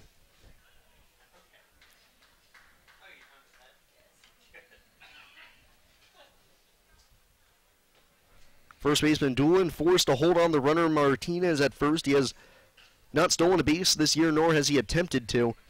He's in limited playing time. He hasn't had many opportunities. Centeno squares around early, the 0-1. Popped back up to Aker on the mound. He fields, makes the catch, and thinks about throwing to first, but Martinez back in with a slide as Aker puts the ball in his back pocket, and there's one away. Now that's the third bunt that's been a pop that the pitcher has caught. One against us and two for us. That one for Normal was a phenomenal play by the pitcher, Kevin Matthews, off of Zach Wells. But either way, popping the bunt up, not something you want to get in the habit of doing as the lineup turns over now for Derek Bauer. One away, top half of the ninth. Runner at first, Otters in front by one. Looking to climb above 500 yet again at 5-4. First pitch. Bauer takes on the outside half for strike one. More importantly, the Otters hoping to get back-to-back series victories after dropping the first three-game series of the year to the Washington Wild Things here at Bosse Field, trying to get that first home series win and start a positive trend. The 0-1 fouled off the thumbs of Bauer to the screen. No balls and two strikes. Bauer's 1 for 4 today. Singled back in the first, and since then has grounded out to short and flown out to left twice. And there's no sign coming from the manager or the third base coach, so I'm assuming there's no attempted steal. The 0-2 from Aker. Way upstairs as Valloria has to jump out of his squat to get it. And it's 1 ball and 2 strikes. You know, we can second guess up here, but Wynn was very, very effective. So, you know, replacing him where he was throwing strikes with a wicked slider. The 1-2. Just a bit low, perhaps, on the inside half. As the home plate umpire says just a bit too low, as the fans here have a few disagreements with the umpire on that call. And the count now even, 2 balls and 2 strikes. With one away, runner at first, Derek Bauer at the plate, who calls time in the box as he'll reset. We got to get a strikeout right now. He's got to concentrate on the batter. Never mind the runner on first, even though he's the tying run. The batter's the one that drives him in. Or a double play ball to end it potentially. The 2-2 pitch. Hit high in the air to right field, sending the right fielder Gardner back just a few steps. He settles up about 10 to 15 feet in front of the warning track as he puts it away easily. Bauer got a pretty good swing on that one, but just couldn't drive everything he had into it as he flies out to right for the second out, and Normal's down to their final out here in the top half of the ninth. And up comes Santiago Chirino, who has 5 hits so far in the series. One of 4 players to have 600 hits playing in the Frontier League. It's an awful lot of hits.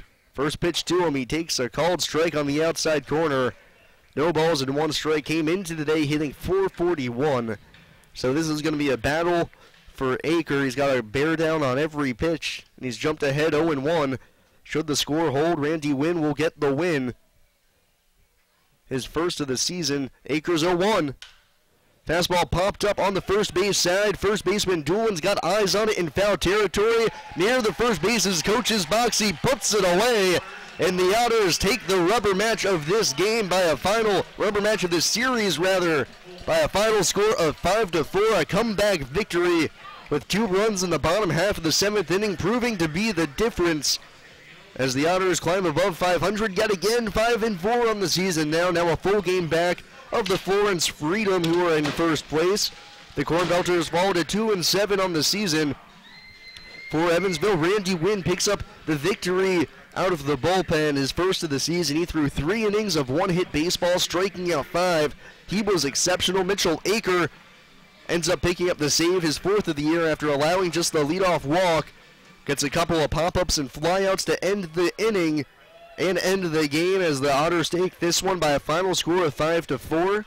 Not to be forgotten is Austin Nicely, who outside of that fourth or fifth inning when he allowed the 4 runs, coming mostly on the 3-run home run to Erie, he was pretty solid throughout the day, but overall, Bill, solid weekend for the Otters. Oh, yeah, very productive, but not exceptionally a good weekend as far as they could have very easily had 3 out of 3. Yeah, and that's one thing you look at, especially back in the Joliet series as well. The Otters dropped that final game when it looked like, it was a game that they just couldn't absolutely necessary to pick up a sweep. And there are sometimes you say, well, 2 out of 3 is good, but 3 out of 3 is, in fact, better. Much better. But, however, the Otters still do get the series win. You got to take the positives when you can. And it's nice to get a victory before a long road trip coming up where the Otters will play 6 games in 6 days, traveling to Windy City and Traverse City before back-to-back off days when we return the following Monday and Tuesday. So right now we'll give our player of the game to none other than the man who recorded the victory here in this one, to none other than Randy Wynn. Randy Wynn is tonight's player of the game, brought to you by Western Ribeye. When you're craving excellence, Western Ribeye and Ribs satisfies. Call 812-476-5405 to make reservations. Randy was just absolutely exceptional. Normally just a 1-inning guy out of the bullpen, but he goes 3 here. What was working for him? Well, his slider, my God, that was his bread and butter pitch. And outside of 2, only 2 of all the sliders, let's say through 20, 25 sliders, there was only 2 that weren't effective. They were not that bad, but not that good either. But out of the other 20-some, they were superb. And he had good command of his fastball. It had good life to it. And you're right, he is the player of the day. So that'll really wrap it up for us here from Bosse Field. A reminder, the Otters will be off tomorrow before getting back in action in Windy City on Tuesday, so be sure to join us then on WUEV 91.5 and the Kruckemeyer and Kahn Otters Digital Network. For Bill McCune, I am Sam Jelnick. We're happy you decided to join us on this Sunday afternoon here at Bosse Field. The Otters come away with a 5-4 victory to jump to 5-4 on the season. You've been listening to and watching Evansville Otters baseball here on the Kruckemeyer and Kahn Otters Digital Network. Thank you and good night.